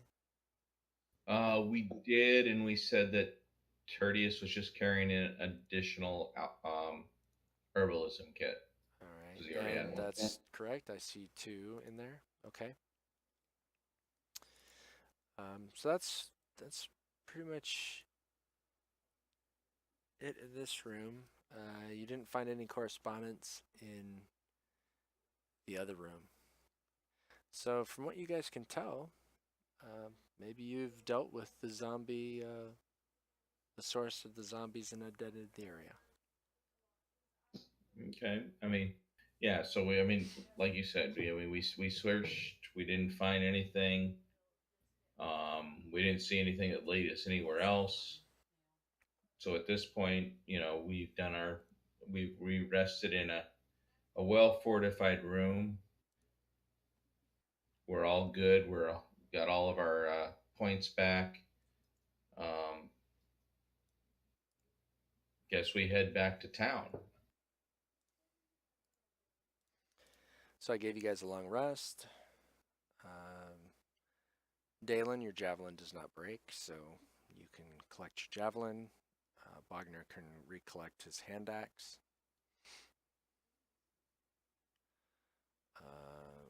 Nadia can collect 1/2 of her bolts. The other half are broken. Okay, well, arrows. Arrows, yes. So I'll just click off. I only used 2 of them, to my knowledge, so I'll click off. I'll remove one of them. Yep. Evander only used 1 hand crossbow bolt, so he does not get that one back.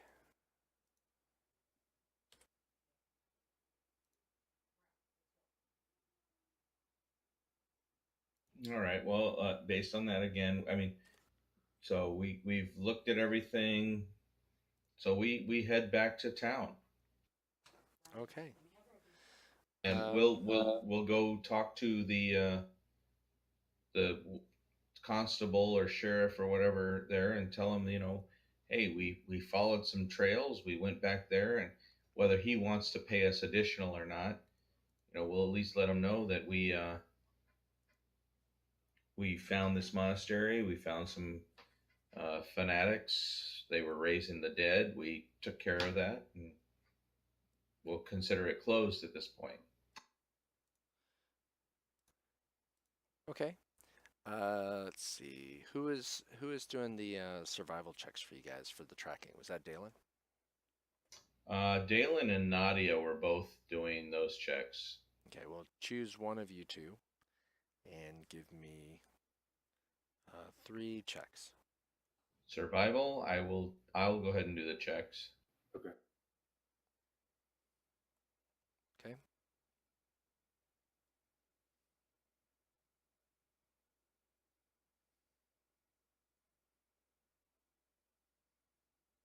Okay.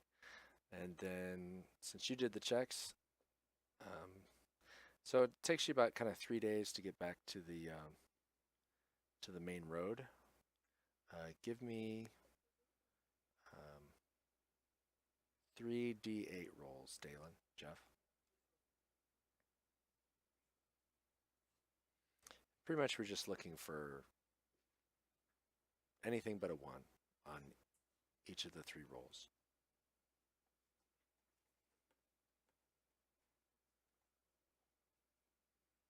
All right. So you make it all the way back to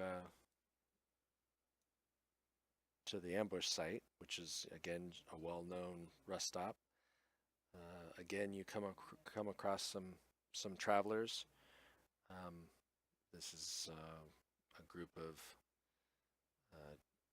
definitely a merchant caravan, small merchant caravan, some guards, and very fat, jolly merchant.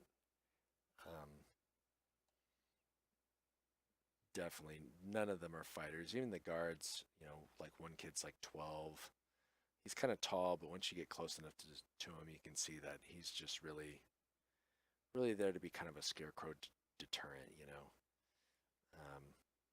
So definitely safe, not another ambush. And then from there, you make it back all the way to the city watch uneventfully. Okie So let's do this. Let's apply your experience for this whole ordeal. And so each of you gets 325 experience.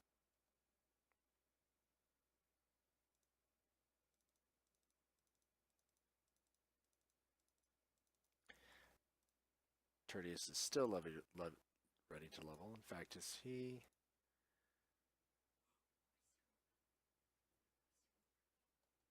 Well, I'm still at level 3. I mean, based on what I'm seeing in the class and level page, I mean, I still got another. You got a ways. You got a ways. 1,300 to get to 4th level. Yep, and Tertius is still level 2. He's not quite, doesn't quite have enough to get to level 3. Well, and the issue though is that he shows level 1 when you pull up class and level. So because I mean, we haven't leveled him yet. Yeah, I mean, at some point we need to just decide that we're going to level him for Eric, and Eric's going to have to deal with it. Well, I think what we're going to do is, that's quite possible if you wish to keep him. What we may do is he will just stay here at Daggerford until he shows up. We could do that. I mean, as long as you're able to balance the of course, encounters. I mean, that would be fine.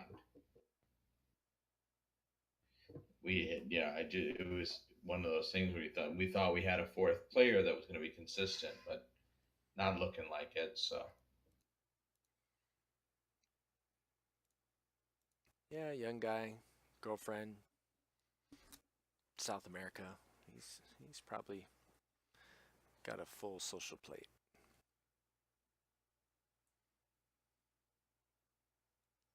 While we're back here,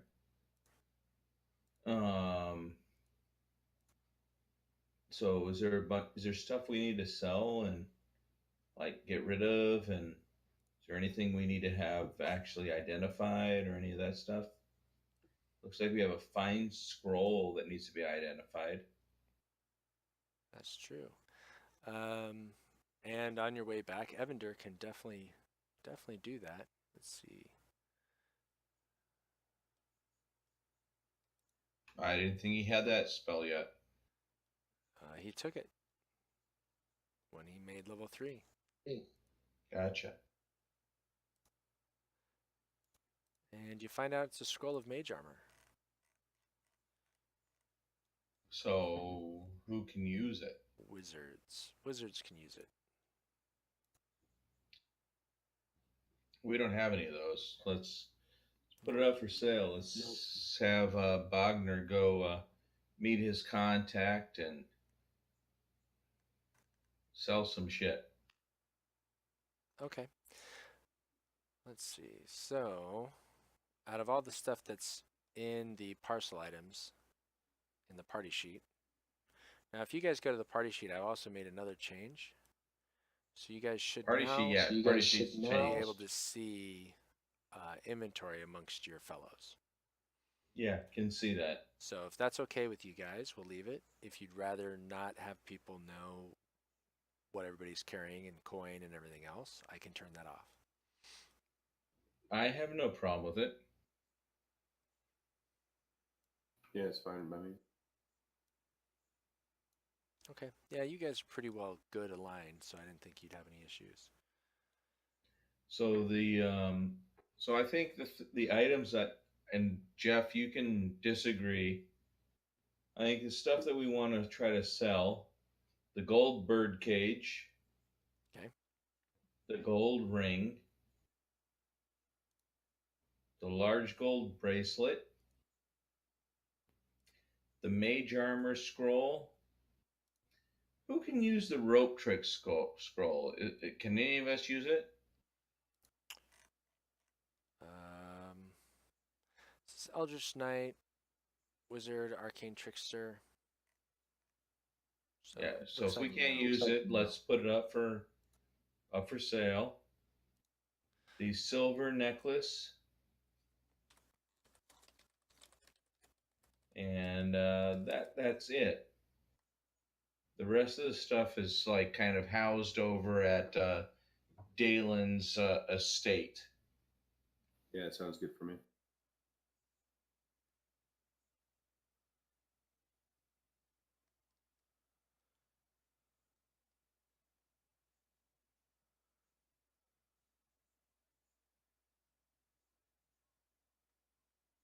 All right. I'm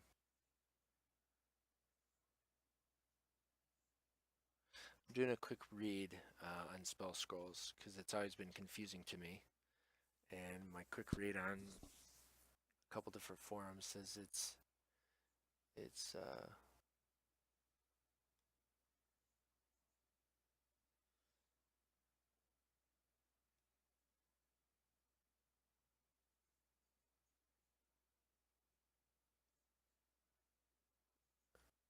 okay. So it says unless it's part of a specific category of spell scrolls, or you have like you know use magic device or something else, then you can't read it. Now it says there are some scrolls that are not spell scrolls, like the Scroll of Protection. Granted, the list of scrolls that not spell scrolls is limited to that one scroll. Section page 200 is specific to spell scrolls. So let's see what that. They don't say which book that's in, so I'm gonna look first in the player's manual, and then I'll look in the DM's guide.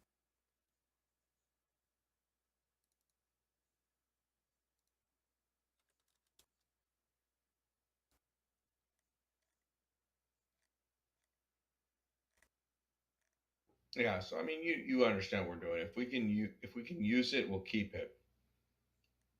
If we can't, we're not going to hold it in our inventory. Yeah, absolutely. That's what I'm trying to see. Um,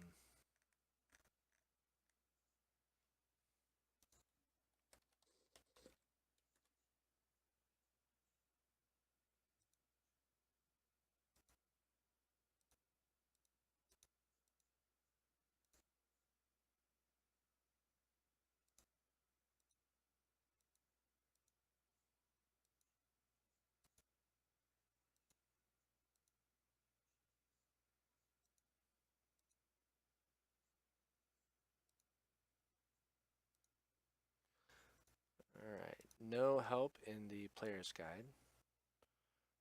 So let me do a quick search in the DM guide. Okay.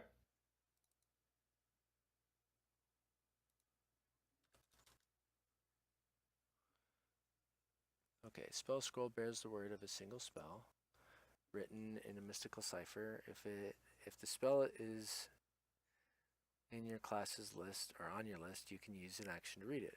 Okay. Otherwise, the scroll is ineligible. If the spell is on your class's spell list but is a higher level than you can normally cast, then you have to do a roll.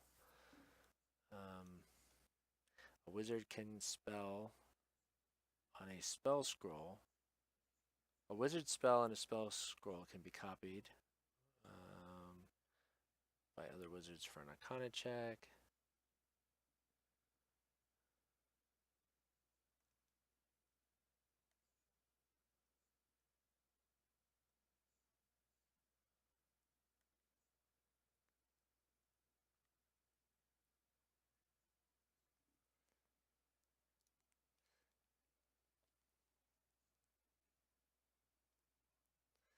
Yeah, I'm going to say that this one is specific to a specific class and you cannot use it.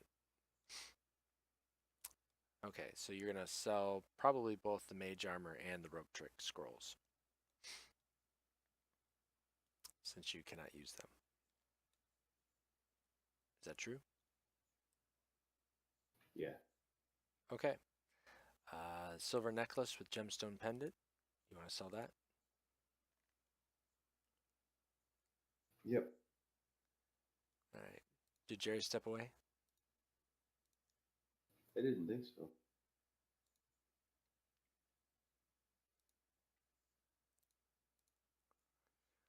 All right. So let's find who has the best persuasion.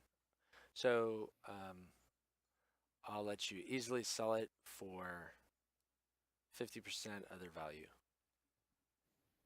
I have a +6 in my persuasion. Okay. So go ahead and roll me persuasion. And I failed. Yeah, +6, but you have a really, really bad ability to persuade. So what I did is I rolled a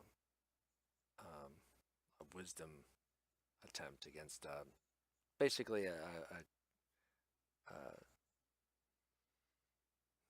what's the word? I can't think of the word. It's where 2 rolls, and the higher roll wins. But your opponent, your merchant, rolled a 2, and they were only +5, and so they got a 7 to match your 7, and the tie goes to the players.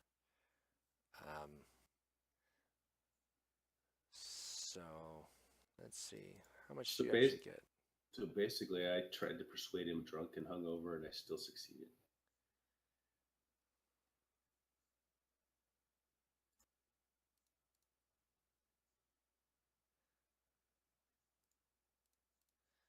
I'm just curious here.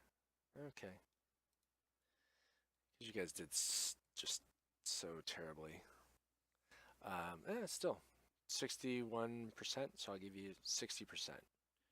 So let me do some quick math here.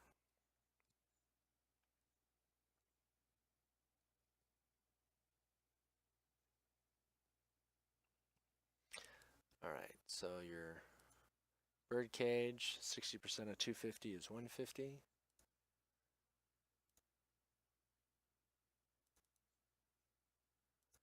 Gold ring set, that's also 250. So 150 for that. Large bracelet, that's another 150.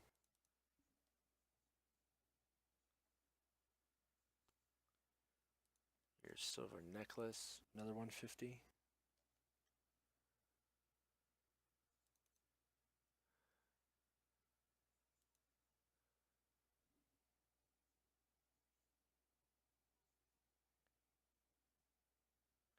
You get 24 for the scroll of mage armor.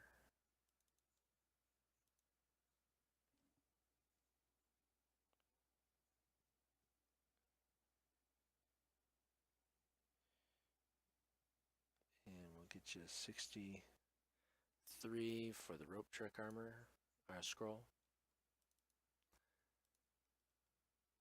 Okay.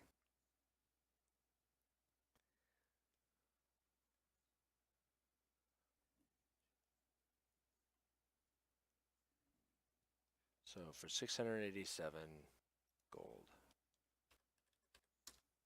All right, so you have 3661 gold in your party sheet now.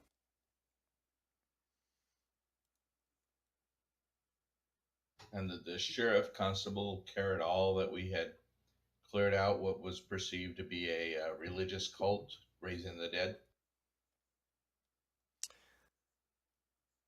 Um, yeah, he's very. So what do you tell him? So when you come back and you get to town, he ushers you in. Um, Let me check my notes to see what he asked you guys to do specifically. He didn't ask us to do anything. Um, Well, he asked you he to check out a farm, right? And so you investigated the farm and found zombies and took care of them. And on the way back, you were ambushed, and then you came back to the city, I believe. I don't think you. I think you told them about the zombies, but I don't have any notes in here that says that you talked about the monastery with him. Well, so we came back from the farm. We told them about the zombies. We told them that we found like kind of a that we and we told them that we also got ambushed, and we told them we found a what seemed to be a path north.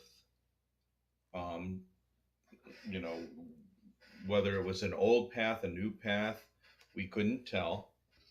Um, but from the ambush site, it looked relatively new to us, and that we you know we're, we're going to go ahead and go and investigate it. That was kind of our conversation with him, but he never said that there was any treasure, any kind of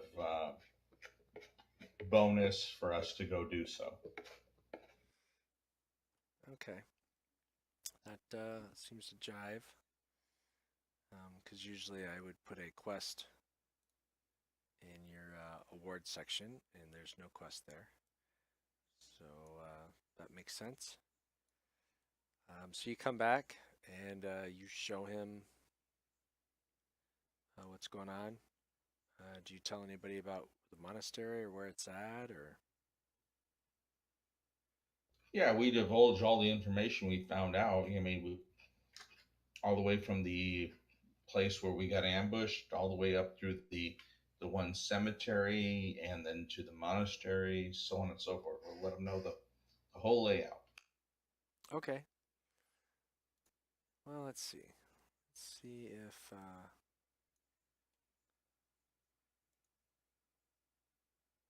Oh, that's what that is. Let me see if there's something he'd be willing to part with.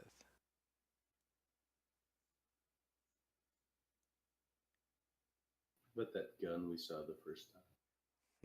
Right.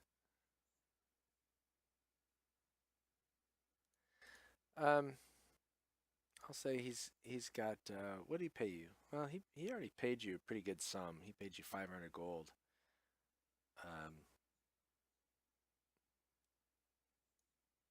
Right. And this was not a contract. We just were yeah, wondering why people he's were tapped trying. out. He's given you pretty much what he could in terms of the help that you gave, and in fact, he was kind of disgruntled that you found anything and paid you what he said. He was really expecting you to come back and not find anything, which is why he offered such a large sum because he really wanted you to go, and you did. Um, but yeah, he's pretty much given you what he could out of his discretionary funds for probably a couple months. So he definitely thanks you, and he says he'll notify a temple and see if any of the local temples will send some people up there,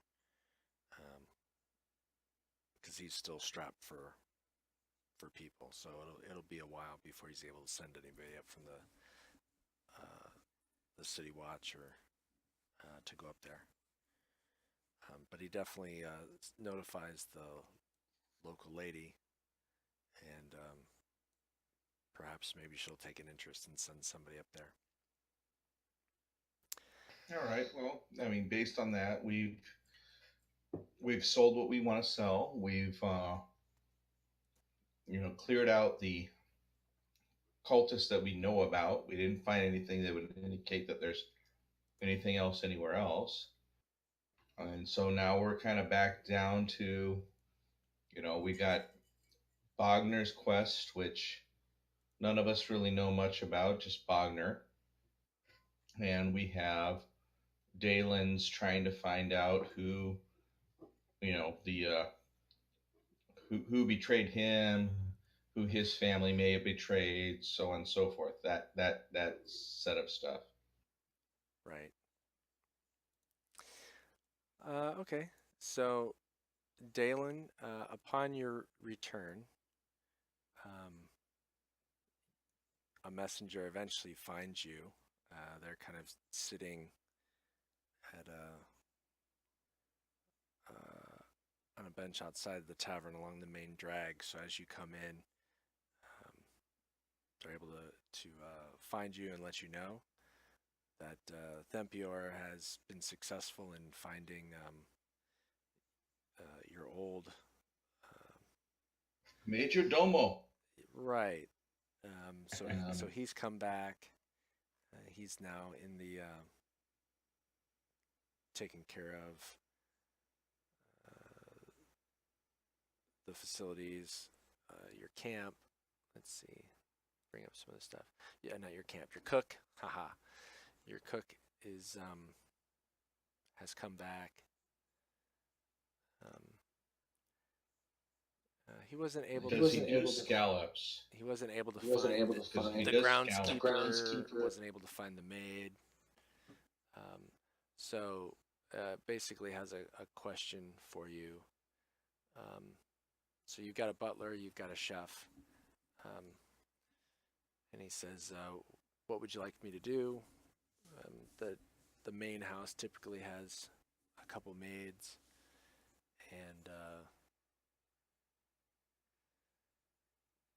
typically there's also some skilled hirelings that do just general odd jobs, and then you usually have groundskeepers, and then some other untrained hirelings that help with whatever, animals, stables.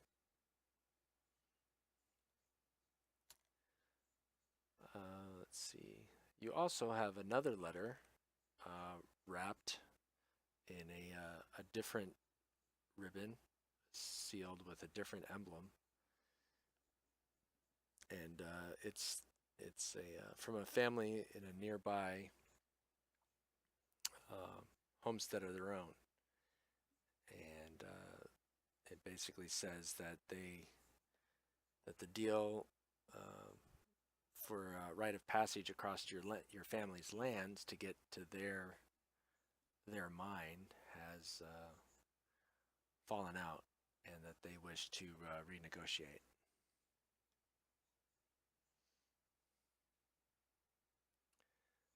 So I thought we said that his negotiation was going to be at the same rate. Is that true? Yeah. Okay. I'm trying to remember where we have. I'm just trying to. I know we probably need to keep better notes on these, but I thought that we had walked away saying when we do the renegotiation, we want the same rate, and at the same time, we want to go find the people that used to work in the building, which you just gave us an overview of who came back and who was not able to be found. Okay. All right. Yeah, I'm beginning to remember this now. This is me. I got the steel trap for a mine. You're doing pretty good. So, Jeff, what I'm going to suggest that we do is on the right side, do you see a tab for notes? Yes.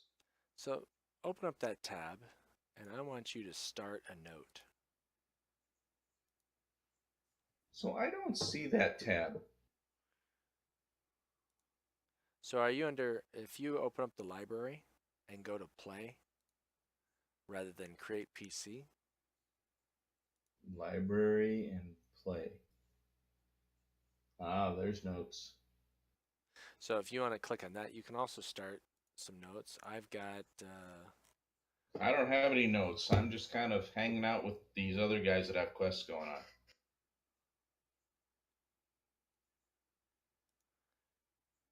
I started some players notes that they're public, but I think I currently own them. So I'm just kind of keeping track of where everything's at. Right.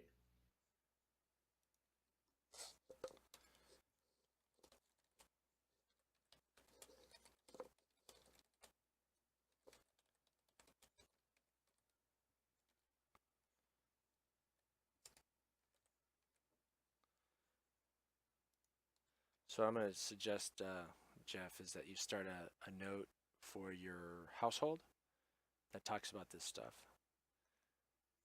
So does Jeff get like an income, and does he owe like some like level of tax levy? Yeah, quite possibly. So we don't know what that is.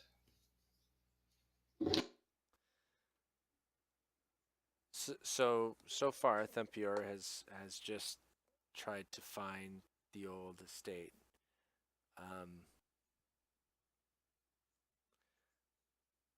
So did you also give him any instructions? Do we want to retcon this, that he's supposed to try to give you some instructions once he finds the butler, and maybe give you a rundown of what the estate typically does?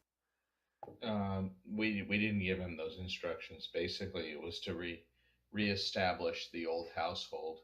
Okay. To my knowledge, and Jeff, you can correct me if I'm wrong, but it was to reestablish that, and then that was kind of to become our base of operations, so to speak. Okay. So then, Jeff, we'll work this for you. So where you're at now is that your butler and chef have been found and rehired. And Thempior is he's really kind of like the major domo, but he's kind of like your acting person until you can establish your butler as your major domo. And then Thempior will probably just remove himself. And in fact, let me see. He actually asked if that's okay for him to do that. Yeah, that's fine. Okay. So then he lets you know that your butler's name. Let's see.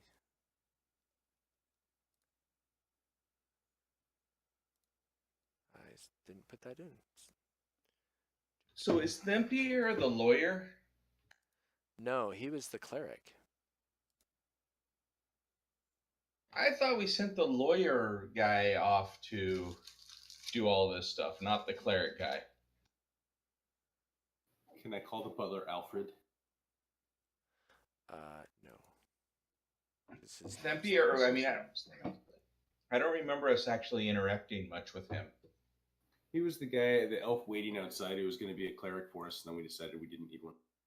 Right. So I thought that the kind of guy that was the power of attorney, the witness on the documents. I thought that was the guy that we had going out looking for all this stuff, and that was kind of being our major domo in the absence of a major domo.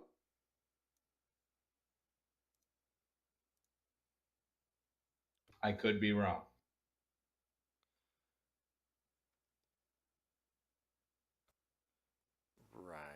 right. Well, either way, I seem to recall that Thempior had asked if he would do this, because the lawyer guy, I think he was looking into the skull coin. Yeah, but we already found that there was a dead end. We didn't find anything. Not locally, but he said he would look into it. Okay, well, I'm fine with that. I'm just trying to get my bearings. Sure. So we'll just get caught up here. All right. So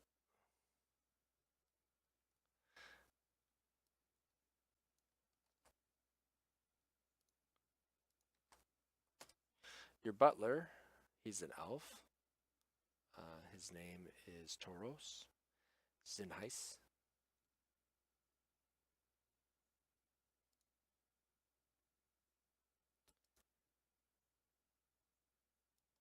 What's his name again? Tauros? It's in the chat window. Ah, And your cook, your chef, is a female elf, Marathil Kelgalor.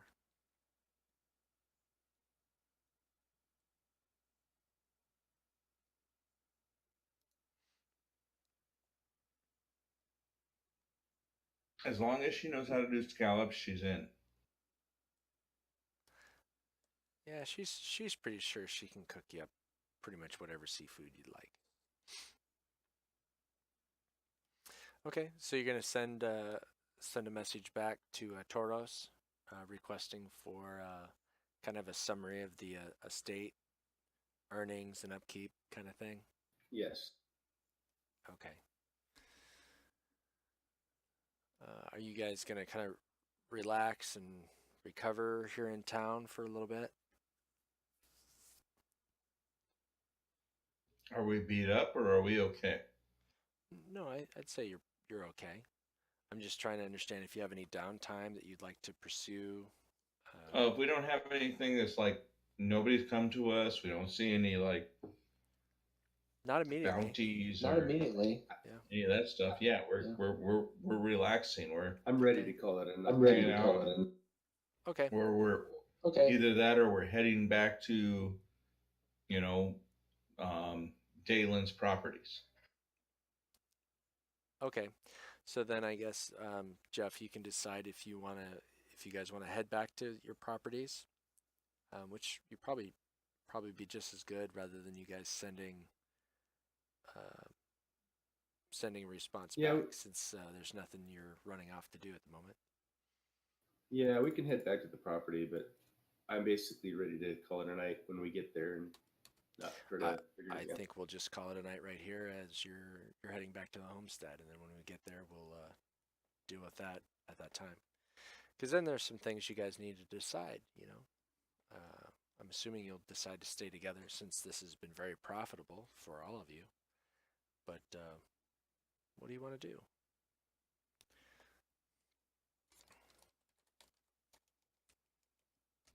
Nope, Nadia's just up for wandering. So far, it's been fun. She's gonna go ahead and keep going that route. You know, my storyline, whatever it might be, hasn't hit yet. So I'm just kind of, yeah, this is all good. Bogner's storyline is hit, but none of us know what it is. Yep, not even Bogner really. That's all I know is that you talked to him about something. So Yep. He has a vague recollection. Okay. Well, very cool. Was that okay for a battle? It wasn't too stressful. So I'm still No, it trying was- to no, it was pretty good. I mean, again, you know, I think your biggest challenge is that each of us are we're definitely different individuals. Kevin's looking for how much shit can we kill. I don't know what I want on a day-to-day basis, so some days I I want think to you kill just a want bunch to of be stuff. abused. However we can do that. Yeah, well, Benny Hill amused me. You know, Jeff, you know, definitely, I don't want to speak for him, but, you know, kind of a mix between action and RP. So, Is that about right, Jeff? Or Yeah, it's about right. okay. All right. Well, in terms of the battle, I was hoping to try to make something a little more daunting, but you guys kept making your saves, and the zealot really wasn't all that. It wasn't as powerful as I thought he was going to be against you guys. At least not until the end. yeah, he paralyzed me. Yeah, it would have been much Yeah, it worse would've if been he much could have worse. held Dalen right up front, but he didn't. So worked out. All right. Well, thank you guys, and we'll pick it up next week, or well, the week after. Yeah, because I'm assuming we're probably all gonna have kids, and we're probably all gonna be doing family stuff since it's spring break. I have no idea what I'm doing next week. I actually may go out and look and see what it would cost me to go and do a San Diego trip with just me and the two kids. Don't know yet. Okay. Alrighty. Well, then that'll be it for tonight, and I'll talk to you guys later. Thanks for playing. Sure. Talk to you later. I have the week off, so I don't know if you guys have the week off or not, but I'm gonna attempt to work from home, I think. So I don't necessarily have it off, but if I can get some downtime, I'll burn it. All right. Thanks for watching, everybody out there in Twitch land or YouTube when I post it eventually. And till next time.